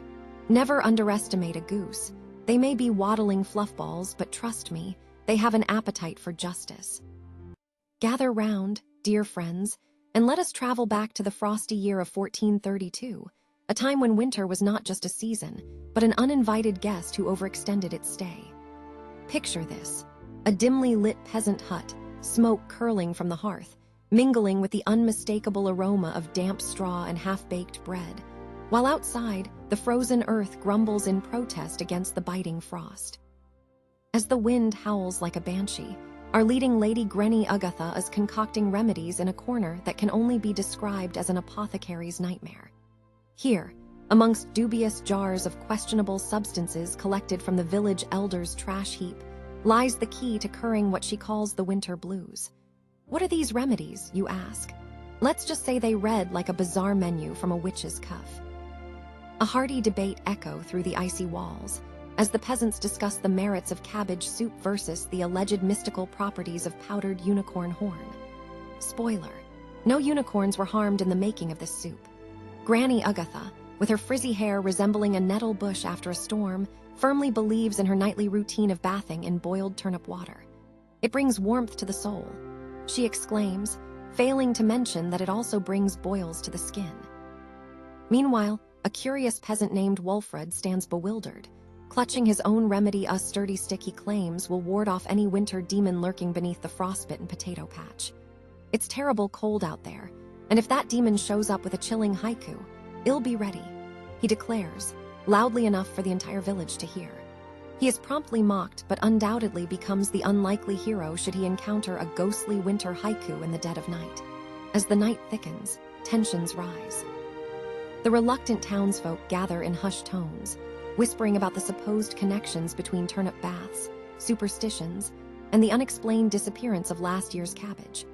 Was it the work of the winter blues, or did Granny Agatha just have a penchant for late-night vegetable snacking? Here's where things take a delightful turn. A villager, Oliva, bursts in, draped in weeping willow branches like a tragic Shakespearean character. Oh whoa, the balmy spice of last summer cannot combat the frost. She laments, only to be handed a frosty mug of dandelion tea. Drink this, it'll warm your insides and turn your worries to ice. Yet, to everyone's surprise, one little sip and Oliva's hair begins to frizz uncontrollably, as if caught in the electric storm of winter blues. The villagers erupt in laughter, as Granny Agatha sheepishly retreats with a highly suspect jar labeled Happy Frost. Ultimately, the villagers agree that perhaps the best remedy for the winter blues is to embrace the absurdity of their situation with laughter, or at the very least, not taking agitated hair seriously while Wolfred continues to hold his twig aloft, mistaking his newfound fame for destiny. On the end, it turns out that amidst the elements and eccentricities, there is a simple truth. Sometimes a good laugh and a surreal twig are all you need to survive the coldest nights. So what's the takeaway, dear Vyaz? One in doubt about surviving winter, just keep a stick handy and remember, absurdity is less bitter than cold cabbage. Ah, winter in medieval times, when the air was fresh with the smell of burning dung and impending doom. Picture this. The year is 1347, and we find ourselves in the bustling, ice-encased streets of Bruges, where merchants trade fresh herring while simultaneously slipping on their own merchandise, a delightful 2-for-1 deal on fish and embarrassment. The atmosphere is one where umbrellas are as useful as knights in a pillow fight. The streets glisten not with romance, but with the slick concoction of melted snow, frozen urine, and the occasional cabbage. As the sun sets, casting an ominous glow that might have been caused by the torches or divine retribution, frantic peasants hurry home, an army of wool-clad accidents on the verge of occurring. Enter our cast of characters, peasants Gus and Greta, who, let's say, are not known for their grace. Gus, with a physique resembling a sack of potatoes, tries to navigate the icy terrain while carrying a basket of questionable pastries. Greta, a sprightly figure, is more concerned with the trajectory of her daily gossip than her footing, the centerpiece of this impending calamity. Local delicacies, a batch of hard, stale bread that, in a parallel universe, might be mistaken for medieval bricks. As they make their way down the street, they're not just battling the elements. They're also on edge about a recent superstition claiming that whistling in winter would summon the dreaded ice demon, a fearsome creature, said to prank the villagers by freezing their fungi and ruining their winter harvest. With each captivating crunch of their boots on the slippery surface, the dread amplifies. What if I slip and the bread flies into the face of the Earl? Gus frets aloud, strategically avoiding eye contact with the pastry flying through the air with every step. What if the ice demon has a preference for stale bread? Greta muses, her imagination spiraling. And then, the moment we've all been waiting for unfolds. Gus loses his grip, his foot shooting out from under him like a galloping horse. Time slows down as he tumbles backward, his basket elevating like a cornetto in freefall, sending pastries rocketing into the air. In a bizarre twist of fate, the bread knocks the hat off a nearby nobleman, who had once sarcastically remarked that peasants were too foolish to live through the winter. Chaos erupts as the nobleman sputters in shock, while everyone nearby bursts out laughing, a rare moment of comedy amidst the season of discontent. The ice demon. He'll show up next winter, most likely sitting on a throne of crumbled herring and stale pastries, but today he seems to be on a coffee break, probably laughing too. In the aftermath, our peasants rise from the snow, claiming victory over their own blunder. Gus, with regaining dignity comparable to a cow flipping itself upright, declares, "At least we fed the nobles tonight." And they belt an off-key ballad about the importance of survival through collaboration, a charming metaphor for how communal humiliation can bind people together. Some historical context. Winter accidents like Gus were a staple of medieval life, as ice-covered streets weren't just a nuisance. They were the prime source of whacked-out fun and potential tragicomedy. Townsfolk often turned slick streets into impromptu skating rinks or made wagers on who could stay upright the longest, despite the bone-chilling temperatures and lack of regulation in health and safety. So what can we gather from this? Well, if you ever find yourself in a slippery situation, remember, the path to dignity is paved with pastries and can lead to noble encounters you never knew you needed literally. Ah, the 14th century, a time of noble knights, dubious hygiene, and charmingly inefficient heating methods. Picture this, a ramshackle village in the depths of a frigid winter, where every peasant is bundled up like a burrito. Because nothing screams medieval majesty like huddling for warmth in a mud-walled shanty, right? Here, the only thing thicker than the frost are the tensions simmering over the beloved common blanket. The air is sharp and bitter, almost as if each breath was meant to cut you down before the plague could. Lanterns flicker feebly, casting grotesque shadows that dance like they're auditioning for a bad morality play. The smell, a delightful melange of damp straw, burning firewood, and the subtle hint of unwashed bodies competing to see which can lower the quality of life faster. In this kingdom of questionable aromas, enter our key players.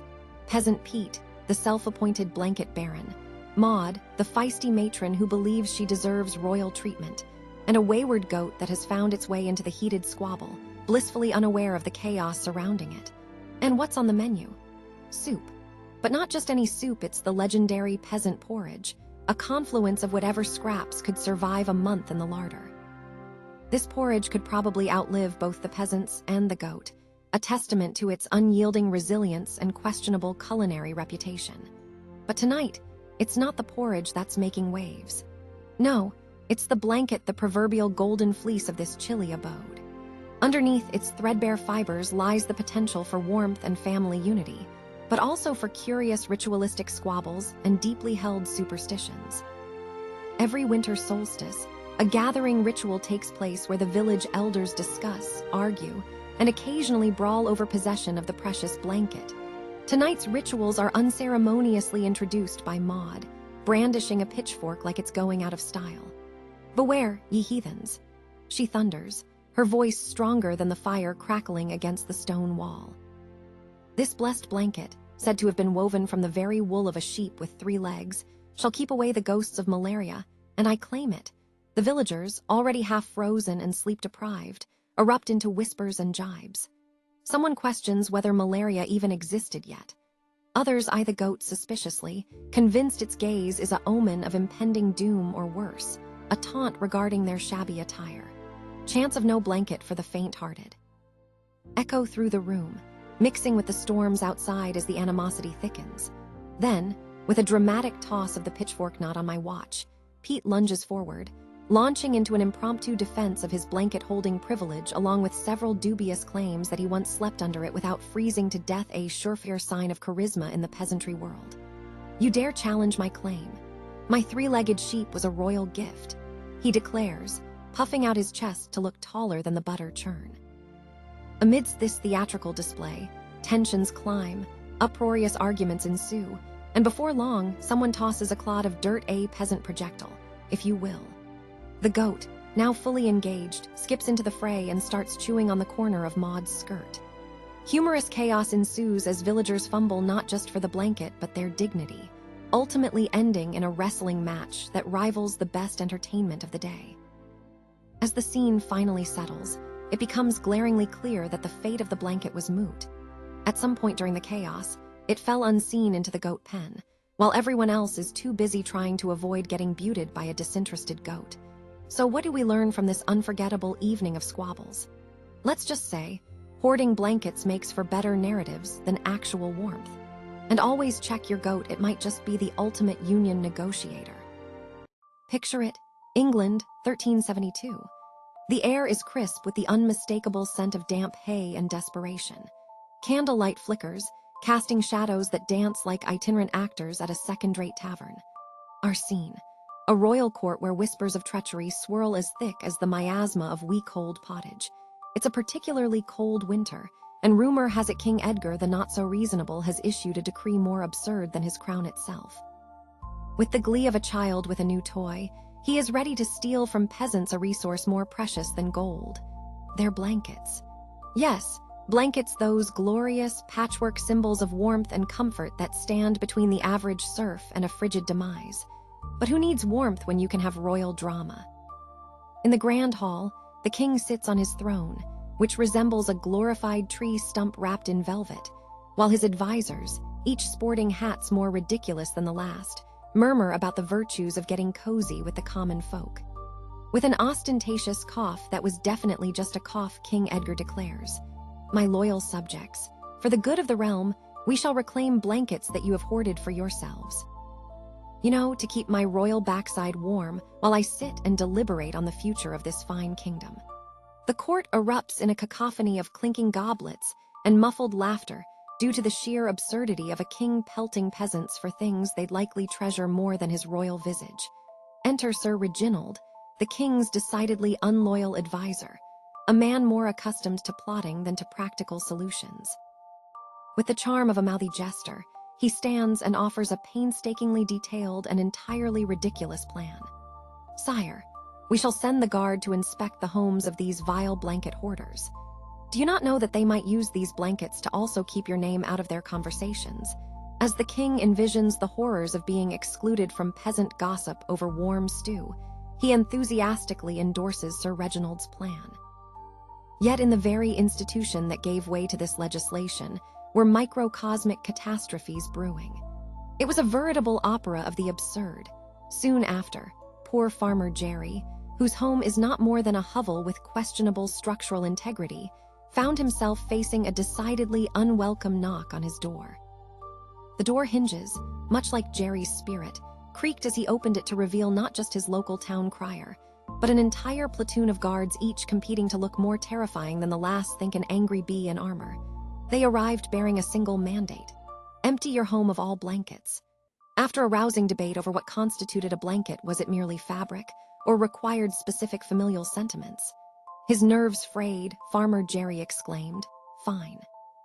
Take the blankets, but don't just shuffle out swaddled in my mother's patchwork." Meanwhile, rumors of a possible insurrection dubbed the Great Blanket Rebellion circulated through the town faster than a healer's complaint about missing leeches.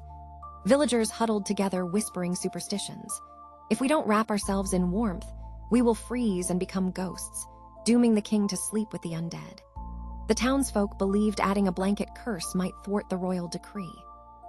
Just when tensions reached a boiling point and whispers of treachery morphed into howls of rage, the king himself, in his characteristic gallantry, tripped over the very blanket he sought to confiscate.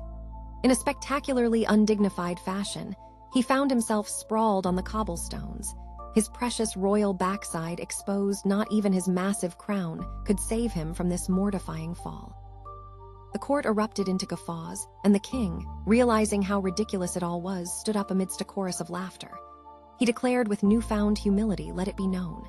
I hereby cancel my decree. No one shall lose their blankets, except for the one I fell on." Thus, the blankets were never taken, the kingdom was saved from an absurd civil war, and as for King Edgar, he decided that sitting on blankets was far better than stealing them from the impoverished.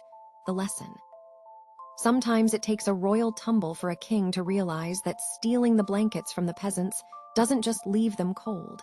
It risks being the next laughing stock of the court. And let's be honest, if you can't stay warm, you might just start coming up with bad ideas to cover it up. Cue the dramatic music. The year is 1205 AD, nestled somewhere between the rise of a bad haircut and the invention of the wheel. The setting: a quaint medieval village where it's cold enough to freeze the very thoughts out of your head. The atmosphere: thick with fog, a hint of dung, and possibly some old memories, like that time old man Hargrave tried to set his beard on fire while brewing ale. Tonight, the village is abuzz with excitement, not because they're expecting a visit from the king, but because it's time to fortify their farms against the nipping cold, with a touch of irony thrown in. Enter our protagonist, Dagmar, the self-appointed peasant architect. Dagmar, armed with nothing but a straw hat, a small dagger, and an excessive amount of ambition, is ready to transform this village into the medieval equivalent of a cozy winter retreat. The plan: build a wall made entirely out of whatever the peasants could scrounge together: mud, straw, and probably the occasional lost chicken. A visual masterpiece indeed, or as Dagmar puts it, a rustic Pinterest board come to life. As the villagers gather around the soon-to-be wall, candlelight flickering on their faces, you can practically hear the sound of overripe skepticism filling the air. The scent of turning earth mingles with dampness, making it smell like the world's worst potpourri. There's definitely a feeling that the villagers just participated in a very bizarre group therapy session disguised as a construction project. The key ingredient in their insulation philosophy: cow dung. Yes, you heard it right. Nothing says stay warm quite like a carefully layered wall of poop. Dagmar explains with glee that cow dung is not only an amazing insulator, it's also a fantastic conversation starter among guests who come to visit during chilly winter nights. Oh, did you feel that chill? You should see our wall. It's a dung masterpiece, he exclaims, gesturing grandly at the pile of excrement. The villagers stand in a circle, clutching their pitchforks, unsure whether to laugh or cry. Edna, a particularly skeptical neighbor, squints at the haphazard wall construction despite it looking like a giant lopsided clay cake. "So let me get this straight," she asks. "We're insulating our homes with cow poop because cows are more reliable than, say, firewood." A murmur of agreement ripples through the crowd, but Dagmar, with the confidence of a man orchestrating a symphony, insists that this is the loudest testament to their ingenuity. Torches flare as the villagers begin pushing great piles of dung toward the frame. They'll make it work, because, hey, who hasn't enjoyed the smell of fresh manure while contemplating the meaning of life? They chant rhapsodically, "We're not afraid. We're better than trade." A phrase that does absolutely nothing to promote village morale, but serves as the perfect soundtrack for this bizarre escapade. Then comes the winter storm. Watching Dagmar's wall in action, Edna begins to grasp the unforeseen irony while the wall successfully keeps the cold wind at bay. It also attracts a swarm of curious villagers seeking warmth, foot traffic, and the widespread aroma of fertile earth. Two goats, completely disinterested in the wall's practicality, take it as a buffet. With Dagmar giving a monologue about insulating one's soul through communal warmth, the stench simultaneously becomes the village's greatest asset and most cursed condition. In the end, Dagmar's folly isn't just a wall. It's a competitor for worst structural idea since the Tower of Pisa. But as the villagers gather round the dung wall, huddled together, they realize they have created their own version of a great wall, basking in the warmth both literal and metaphorical. After all, what could possibly be more unifying than a community bonded over a pile of cow dung? So while medieval history might gloss over it, there's definitely a lesson here. Never underestimate the power of a good wall, or cow dung, or the ability to survive winter, united by the smell of their own ridiculousness. Nestled in the year 1347, within a cramped and predominantly rodent-infested dwelling in the heart of England, we find our unsuspecting medieval peasants cozying up for yet another night filled with back-breaking labor and aromatic hay. Picture the flickering glow of a single candle, casting shadows that dance like a troupe of starving jesters on the mud-streaked walls. The unmistakable odor of damp straw mixes with a hint of day-old porridge, rendering the atmosphere both familiar and beautifully grotesque. And here they are Mary, the matriarch with a penchant for life decisions that always involve more children, and Thomas, her husband who was allegedly born with a shovel in hand. Together, they are joined by a lesser-known member of their family, unruly and ever-scheming house rat, Geoffrey. As night falls and the temperature dips to within an alarming radius of meat locker levels, the peasants gather around their communal, bedag-glorified heap of old blankets and misplaced expectation squeezing in alongside their livestock, and of course, the resident rodent. You see, contrary to what the hygiene enthusiasts might tell you, rats in medieval households were more than unsightly, were a well-documented source of warmth. You could consider Geoffrey the unsung hero of winter survival, resembling a furry, four-legged hot water bottle. Nestled beneath the blankets, heat would be strategically harnessed from these little creatures, while they busily plotted the overthrow of Thomas' potato stash. Every so often, as dinner time approaches, you could hear the haunting sound of Mary chastising the children. Get away from that rat. He's worth more than your brothers. In medieval literature, rats were simply misunderstood. Think of them as tiny fur-covered economists of survival, crucial for keeping your toes warm, and also for contemplating the deep philosophical questions of existence such as, if I eat this boot, how much less food will Mary have for supper? But oh, the tension thickens when the farmer's market is in full swing. You see, rats were also seen as unruly bad omens. Full of cultural baggage, rats were often blamed for every sneeze and cough, as though they'd just emerged from a theatrical plague reenactment. After all, they nibbled on the leftovers of common folks, after which the infectious rumors would spread faster than an overzealous bard in a tavern. As winter wore on, households would adapt elaborate systems to deal with their furry intruders, concocting strange rituals to placate these creatures. Some even believed that capturing a rat unscathed would bring an entire week of prosperous weather because if there's anything that encourages crop growth, it's the forgotten dreams of a doomed rodent. Who knew the peasants wielded so much power over climate conditions? The peak of absurdity hits when we find our peasants holding a mini rat-off contest, assigning their pets a place in society based on their speed and agility. Who needs an expensive entertainment system when the local rodent races provide all the drama you could ask for, wrapped up in soggy meals and nail-biting wagers? Calibrating a rat's worth became a synonyms game. This one's fast, but the tail is too skinny, the unexpected twist. One fateful night, Thomas, convinced the batch of cheese had been poisoned, attempted to throw it at Geoffrey in a moment of misdirected venging kies. Cheese-marked rats have the historical ability to solve marital disputes. Instead of fleeing, Geoffrey, in a moment both glorious and tragic, decided to abduct the cheese, sending the entire family into a chaotic frenzy. And thus, not only did they rediscover their source of warmth, but the reality of their winter survival, much to the delight of Geoffrey, who became an accidental hero as they embraced the concept of making do, praying for food sovereignty, and keeping the beaten path of medieval house management. So what can we glean from this historical misadventure? Simply put, rats make poor scapegoats and exceptional foot warmers, especially when you're living on the edge of frostbite and a medieval bakery's daily rations. Therefore, in times of desperation, remember, find your warmth and don't forget to appreciate your little furry friends, as they might just help you outlast winterer at the very least. Give your foot the footsie it desperately craves. Welcome to the rustic cuisine of the Middle Ages, where ambition is limitless, yet your plate is the very definition of light fare. The year is 1347, in a creaky little village somewhere in England, where the only thing less appetizing than the food is the gossip about your neighbors stealing carrots. The dimly lit kitchen smells of wet straw, a hint of something festering in the corners, and a suspicious breeze whispers secrets of last month's dinner. In this culinary catastrophe, our protagonist is Agnes, a peasant woman with high hopes and even higher appetites. Her husband, Bert, an ever-optimistic farmer not entirely sure which way is up, claims he can still smell the remnants of last week's banquet.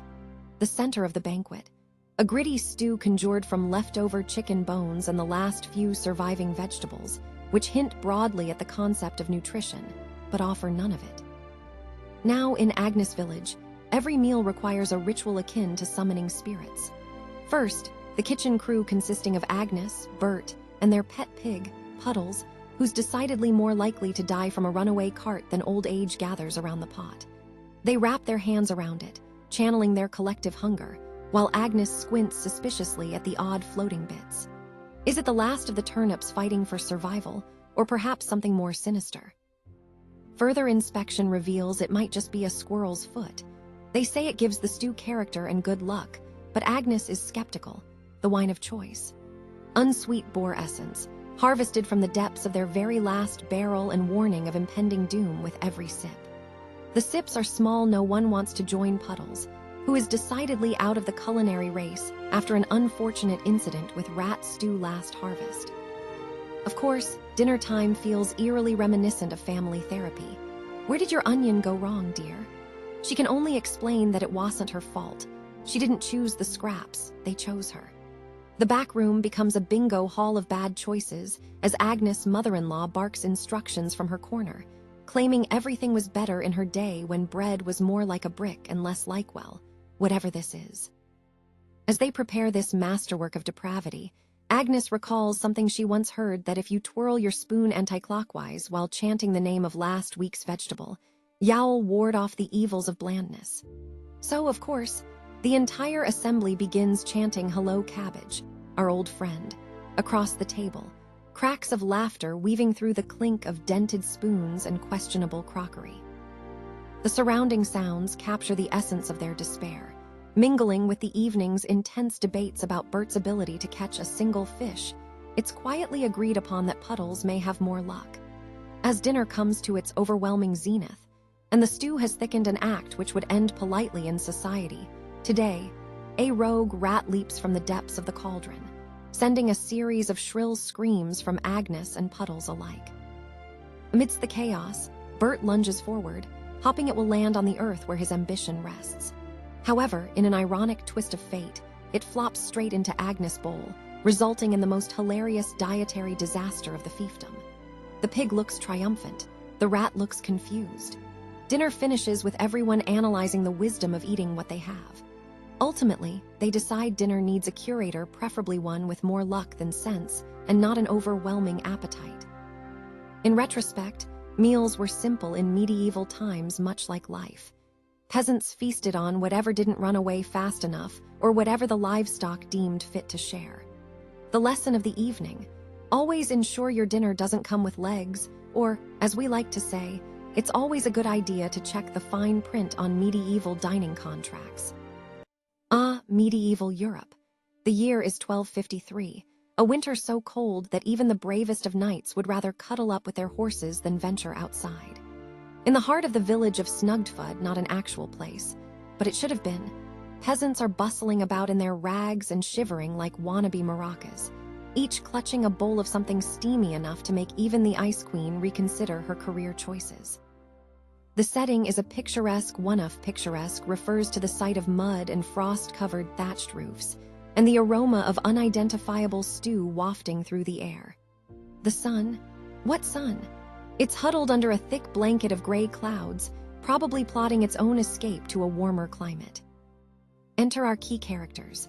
Gutrida, the village herbalist who claims to summon the elements mostly because she's run out of ingredients. Rolf, the slightly unreliable weather watcher who once told everyone snow was kampanla for it to rain socks and thunderclaps. And the rest of the peasants who are convinced that their next meal may or may not involve their beloved livestock. Things are looking bleak as twilight engulfs the village, considering that last night's meal of cabbage was reportedly a bit too crunchy for the peasants' taste.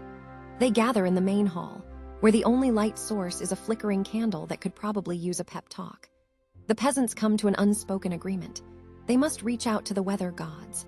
After all, their survival depended on a feast of unspecified meats and slightly fermented vegetables that won't decide to hike back up their throats. In a blend of desperation and delusion, they rally around Gutrida and Rolf, who have both apparently taken the role of village meteorologists, much to everyone's chagrin. What shall we offer the weather gods so they bestow upon us a night free of frostbite?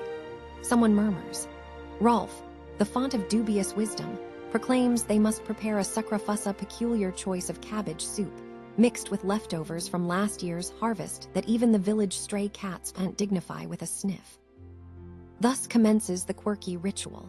Dance like nobody's watching, but everyone really is.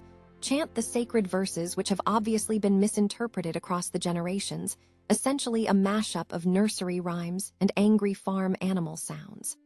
To add to the ensemble, Gutrida bounces around with a handful of dried herbs, waving them frantically as if a tornado was about to burst into the hall.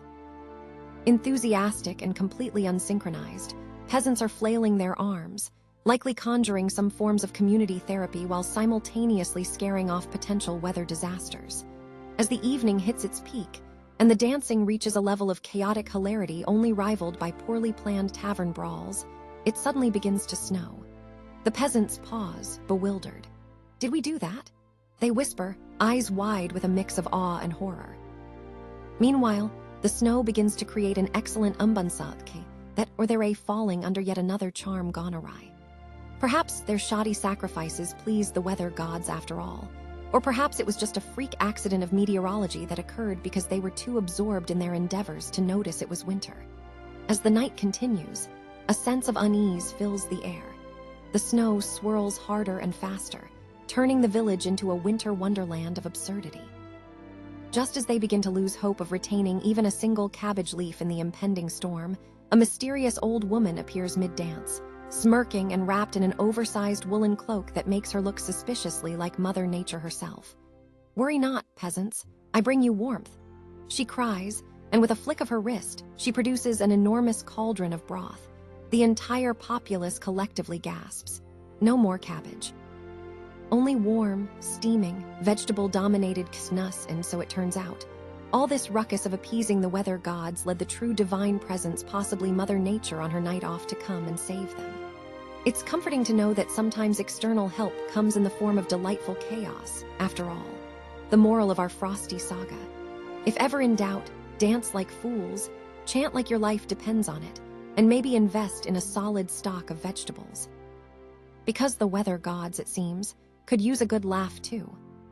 Cue the soft glow of the moon hanging over the wintry expanse of medieval Europe. The scene is a quaint peasant hovel circa the 14th century. Inside, a fire struggles against the drafty chill, and the aroma of slightly burnt rabbit stew wafts through the air like a forgotten memory of flavor amid the fresh sense of dread.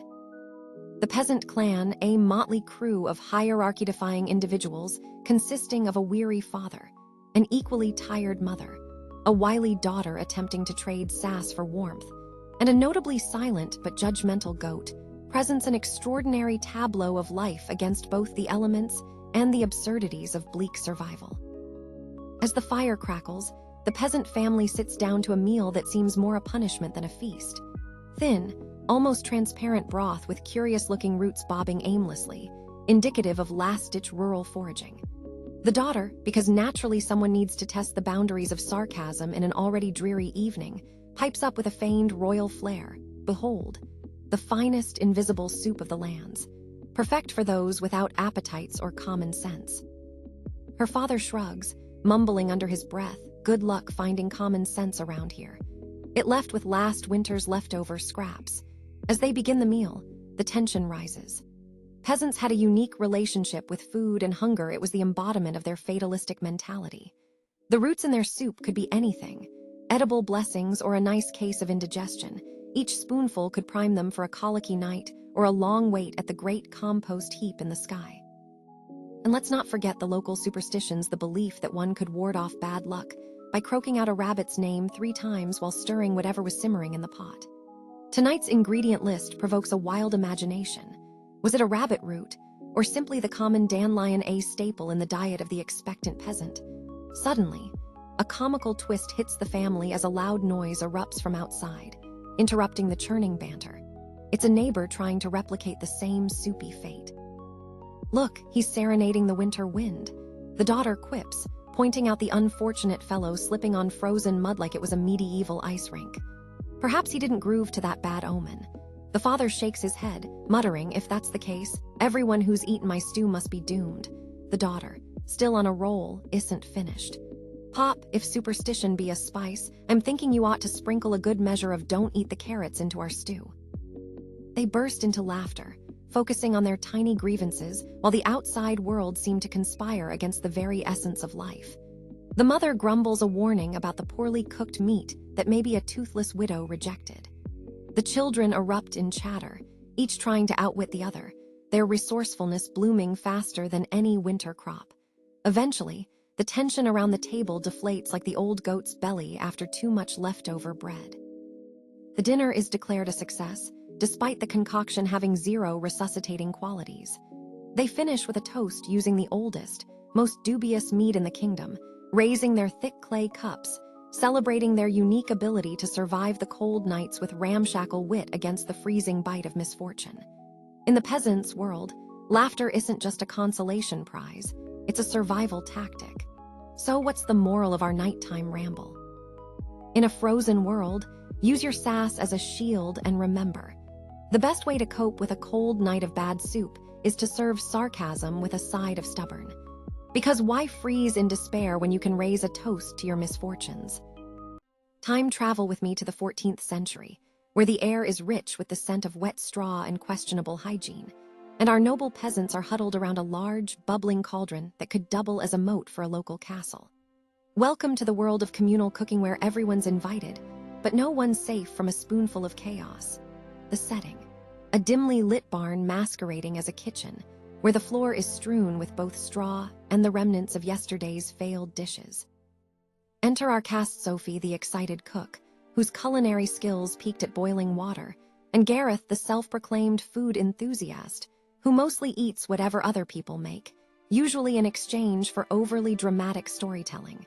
In the pot, a watery mishmash of perhaps edible roots, dubious meats that may have belonged to a cow, or maybe just a neighbor's ill-tempered goose. The dish has been christened Peasant's Delight, but the only thing delightful about it is the heated debates over the best way to chop the cabbage. No one really knows what we're eating, but it's hot, and we're freezing, so that counts for something. As our band of medieval gourmets fervently stirs the cauldron, whispers of superstition float through the air like the oddly persistent stench of goat. You must stir it clockwise, insists Helga, the oldest villager who has an encyclopedic knowledge of every herb that could either cure or likely kill you. If you stir counterclockwise, the food spirits shall haunt us, taking all our dignity along with the meager taste. The group nods, wide-eyed and conflicted, all too aware of the lingering spirits of meals past.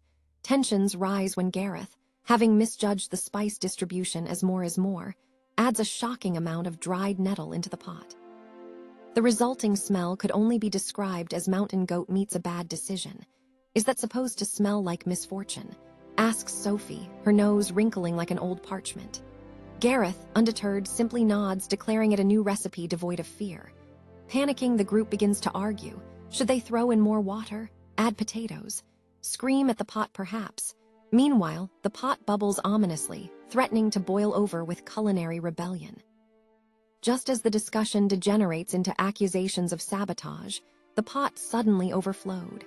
It spills over just like medieval taxes, hitting the floor with the grace of a drunken horse. Chaos erupts as peasants scramble, trying to salvage their dignity or dinner. In an unexpected twist that could only happen when too many people are involved in a cooking project, young Timothy, wielding a ladle more confidently than any knight with a sword, declares loudly that the pot has declared war on them. Amid the mess and confusion, a rogue chicken, perhaps a displaced lunch guest, jumps into the scene, pecking erratically at bits of spillage, causing further pandemonium. In the ensuing chaos, as the villagers grapple with humor and humility, Sophie throws a handful of herbs back into the cauldron out of sheer desperation, while Gareth attempts to coax the chicken into a cooking partner. The pot, having been stirred and cursed, and accidentally infused with wayward poultry energy, emerges as the most memorable meal the village has ever experienced, with a rich history of scorched ingredients, frantic energy, and boiled egos. Why? Because that's what community cooking is all about. Failure becomes the best recipe. Through this hilarious debacle, one lesson rises above the bubbling chaos. Never invite too many people to stir a pot, or, as our peasant ancestors might say, too many cooks spoil the gruel. So remember, folks, when it comes to medieval group cooking, keep it simple, keep it shady, and definitely keep the chickens out of it. Picture this. The year is 1349, in the middle of a winter so cold it could make a polar bear consider a career in interior design. Welcome to the village of Wimpleton-on-the-Corn, where peasants are not just working the land. They're also engaging in high-stakes escapism from the grips of Old Man Winter. The sun, if you remember what that is, has taken a sabbatical. The atmosphere is heightened by the scent of damp straw, mixed with an undertone of desperation, and just a whiff of boiled cabbage, nature's very own air freshener. Among this merry band of serfs, we have our protagonist, Ethel, a woman whose only ambition in life was to avoid the backbreaking labor of the fields and instead cozy up on a pile of wool and avoid frostbite. Ethel, however, is not only fighting the cold. She's also battling livestock for prime real estate around the only fire in the village spot, so coveted that it's rumored to have been the last resting place of a sentient chicken 3 winters ago. As evening falls, a cacophony erupts. The crackling of the flames, the chattering of peasants with cheeks so pink they could rival the blood of a freshly killed bunny, and the melodious screeches of an angry goose defending its prime position near the hearth. It's a volatile situation. The geese, after all, are not just livestock. They're feathered dictators. The peasants have devised outlandish rituals to appease the divine forces of warmth. Ethel is seen sprinkling salt over her tattered rags to keep the warmth trapped, she insists, somewhere between magic and sheer lunacy. She mutters under her breath, attempting her best impression of a weather witch. Warmth be upon us, or whatever the equivalent of that is in pig Latin. One rather adventurous lad, Gronk, decides to throw a chicken bone into the fire for good measure, an offering to the mythical winter fowl, a creature invented on a particularly cold evening to explain the frost on his nose. The stench in the room mixes with equal parts despair and desperation as they all sit too close to the hearth, giving the warm glow a strange, ghostly ambience that would impress even the savviest of art critics. Just when it appears that someone is about to pass out from the heat, or perhaps from the sheer absurdity of it all, a cry erupts. Snow! The peasants throw open the door to a blizzard that could rival any overdramatic opera. And with it, a sudden fear grips their startled souls. It's the escape, the flight from blinding cold they've dreamt of through harrowing whispers of the elders' tales of epic warmth several villages over, rumored to have nuts that grow on trees, not the rickety branches they'd been picking at for weeks. At that moment, armed with nothing but their patchwork cloaks, and the first rule of peasant escape, never trip over your own stupidity, they scatter into the white abyss, like confused cockroaches scuttling from a light. Ethel, however, recalls only one thing. She had left behind her prized ratskin hat. Without a second thought, she vaults in the opposite direction, no doubt prompting a collective groan of anguish from her fellow villagers who can barely decipher whether to chase after her or continue fleeing the wrath of winter. The irony, of course. They stumble back inside, one by one, an elegant tango of knees and unexpected ice patches leading to epic, mythical slips that leave a trail of debate over the true hero of the night. Ethel, victorious in her quest, emerges with the rat skin hat, placing it triumphantly over her frost-bitten ears like a crown, only to find all her fellow peasants back where they started inside, wedged tightly together around the fire, reciting what the village historian would call the Great Escapes of 1349, now a title ironically given to their total failure of winter survival. In a twist of fate, they realize that the true victory is not escaping from winter, but rather embracing the art of collective misery, a bond forged through calamity and frostbite. So here's the lesson. Next time you're facing winter's fury, remember, you can always find warmth in unity, or just give a goose a stern talking to. Cue the dramatic music. The year, 1316, the heart of winter in a poorly furnished peasant hut somewhere in the raucous region of Europe known as the Low Countries. Outside, the wind howls like a banshee on a soapbox, and inside, the smell of unwashed bodies and the last remnants of last week's cabbage stew wage war on your nose. One can almost hear the local rodents plotting their escape, driven mad by the smell. Meet our protagonist, Jacques, a peasant whose remarkable stupidity rivals even the tools he works with. Clad in raggedy tunics that seem to have absorbed every winter chill and every unflattering rumor about their wearer, Jacques is attempting to prepare a feast, or at least what he calls a feast, while the rest of the cottage household calls it a culinary disaster in progress. The centerpiece, a suspiciously brown loaf of bread that could potentially serve as both dinner and a doorstop. As Jacques ritually pokes the loaf with his finger, praying to every saint there is that it doesn't morph into a small animal or explode upon touch, his wife, Myriel, stands over the fire with a pot of gloopy gruel that resembles nothing so much as congealed despair. The children, meanwhile, gather around in damp, threadbare caps, their eyes wide with simultaneous hope and terror. Could this be dinner? Or is it actually a more elaborate punishment for excessive whining? Tension rises as Jacques recalls ominous local folklore. Each winter, he is warned of a ghost called the Frostbite Fiend, said to steal children who dared to complain about their meals, children who had not yet learned the art of zipping their lips when dinner was served. In a flash of brilliance, Jacques decides to fill the air with tales of the fiend and his nefarious appetite, instantly regretting the decision as the children gasp, their eyes glistening with fear and perhaps hunger. Myriel, overhearing this riveting narrative, decides this is the perfect moment to toss in some dried fish shed saved from the last harvest. She views it as a gift for her unsuspecting husband, as if Jacques is somehow worthy of a major seafood upgrade to their diet, rather than an injection of stench that rivals any medieval quagmire. As the tension peaks, Jacques remembers the only weapon available to him, a local superstition. A pinch of salt can ward off the frostbite fiend. In an effort that could only be described as delusional optimism, he grabs the moldy package of salt from the corner of the fireplace, forgetting that it has now mingled with more soot than seasoning from the last time a human attempted to eat anything remotely edible. In a moment of sheer disaster, as Jacques tosses the salty spores into the pot, a backened sneeze from Myriel sends the mixture splattering all over her lovely drapes, which were already one sneeze away from falling apart anyway. It's a true medieval masterpiece, a blessed meal turned into a competition of whose survival instincts are stronger. The toddlers undergoing trauma from fear, or the adults struggling with culinary rudiments. As Jacques trousers the bedraggled remnants of dinner, the children realize they have become cover art for a deliciously comedic family tragedy. As the gruel bubbles away, a warm scent suddenly wafts through the hut. No, not the brine of decaying fish or pet, hares, it's the unmistakable whiff of charcoal. Myriel, horrified, realizes she's left the prized loaf too close to the flames. In the ultimate comedy of errors, dinner is charred black, the gruel oversalted, and a scandalous amount of boiling water has hopelessly diluted any remaining nutrients.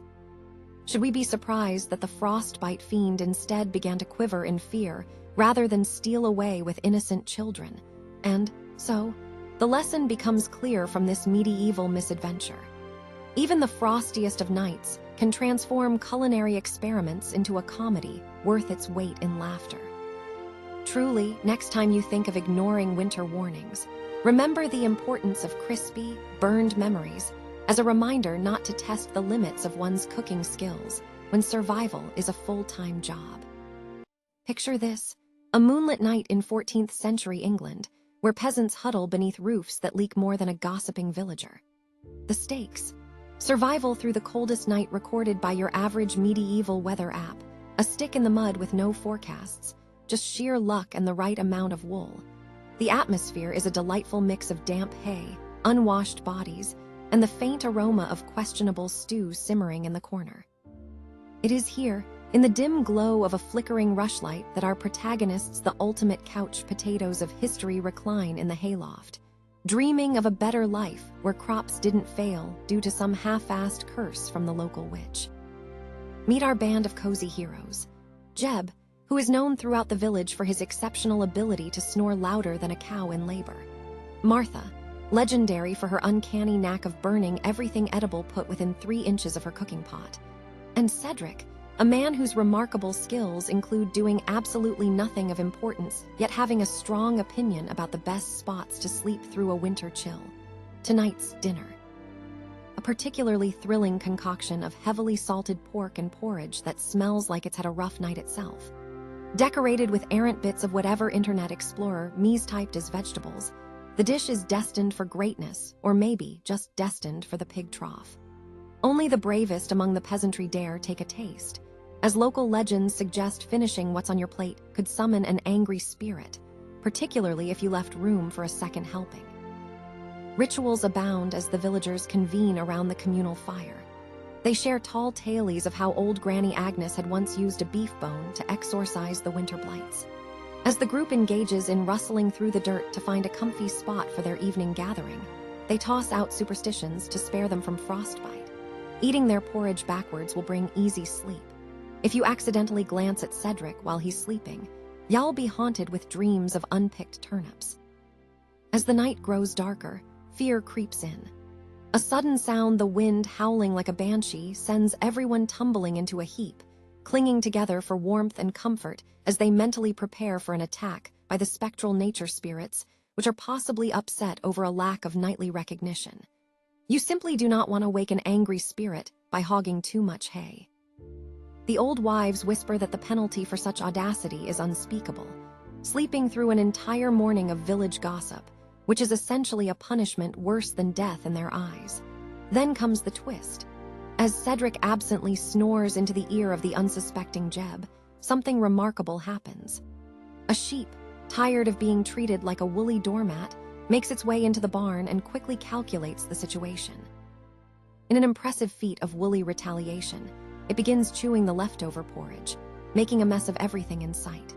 The villagers wake to the squawking uproar of half-intoxicated sheep and find themselves surprised not by the chaos, but by the sudden realization that they are very much awake, a miracle, given how many had sworn survival through sleep was their only goal. And the porridge. It disappears into the depths of sheep hunger, leaving behind a trail of ire and unexpected frostbite chasms. Come dawn, the saints of the peasantry are furious, and yet a sense of competition swells. Who can sleep through this? The following night, each villager, armed with extra wool, stubbornly fights for their spot in the loft, all while the sheep make their dignified escape, unfazed by the concerns over whether they.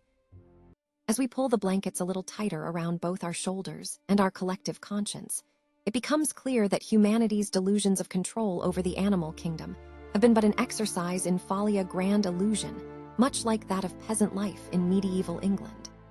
Terrified of the beasts lurking outside their straw-stuffed homes, our forward-thinking ancestors racked their brains to figure out how to beat the winter chill while coaxing a measure of dominion over their animal companions. After all, nothing says control quite like a village full of dogs getting the last word in with your dried-out scraps. And what an exercise in hubris it was. These noble peasants thought themselves masters of their destinies as they shared sleeping quarters with pigs, goats, and yes, the eternally mischievous cat. How many mornings were greeted with frostbitten noses and confused sheep staking their claim on the only warm spot in the loft. The The story of animal vengeance is as rich as any medieval tapestry. Think of the mutinous chickens plotting their coup in the barn, and the rising number of peasants caught comparably less spry than their newfound foul freedom fighters. We all know about the War of the Roses, but perhaps the real battles took place over the last warm patch of hay, igniting rivalries that lasted generations. Who can forget the Great Rabbit Rebellion of '98 that shook a small village to its core? Or the infamous Goat Stampede of '2 that sent many a knight scurrying for safety while being outmaneuvered by creatures who simply enjoyed the thrill of the chase. Indeed, throughout history, while the great philosophers waxed poetic about our relationship with nature, the animals were surely just biding their time to retaliate for the countless gluttonous meals fed to their adversarial comrades, and maybe, for that dog-eared sheep shear's loss they quietly sulked over in the barn's shadow. As we wrap up our whimsical journey through the forgotten tales of medieval frosty nights, let us take home one crucial lesson as it pertains to our furry companions. Perhaps when you see your dog's tail wagging, it isn't just a sign of joy. It's a prelude, a warning that he might be plotting an uprising of his own furry-footed vengeance made simple. So, as we close the curtain on this historical escapade, remember, history tends to repeat itself, but the only thing truly consistent is a dog that just might not be happy about being left out of the warmth. Stay vigilant, for in the shadows of your barn beyond, the rattle of rationed oats there might just be whispers of a distempered regime yearning for freedom. Now, heed this warning, and don't be surprised if you wake one morning to find yourselves knee-deep in revenge-scheming livestock. Who knew survival could be such a madcap affair? As our medieval ancestors taught us, sometimes it's the four-legged friends who deserve the warmest beds.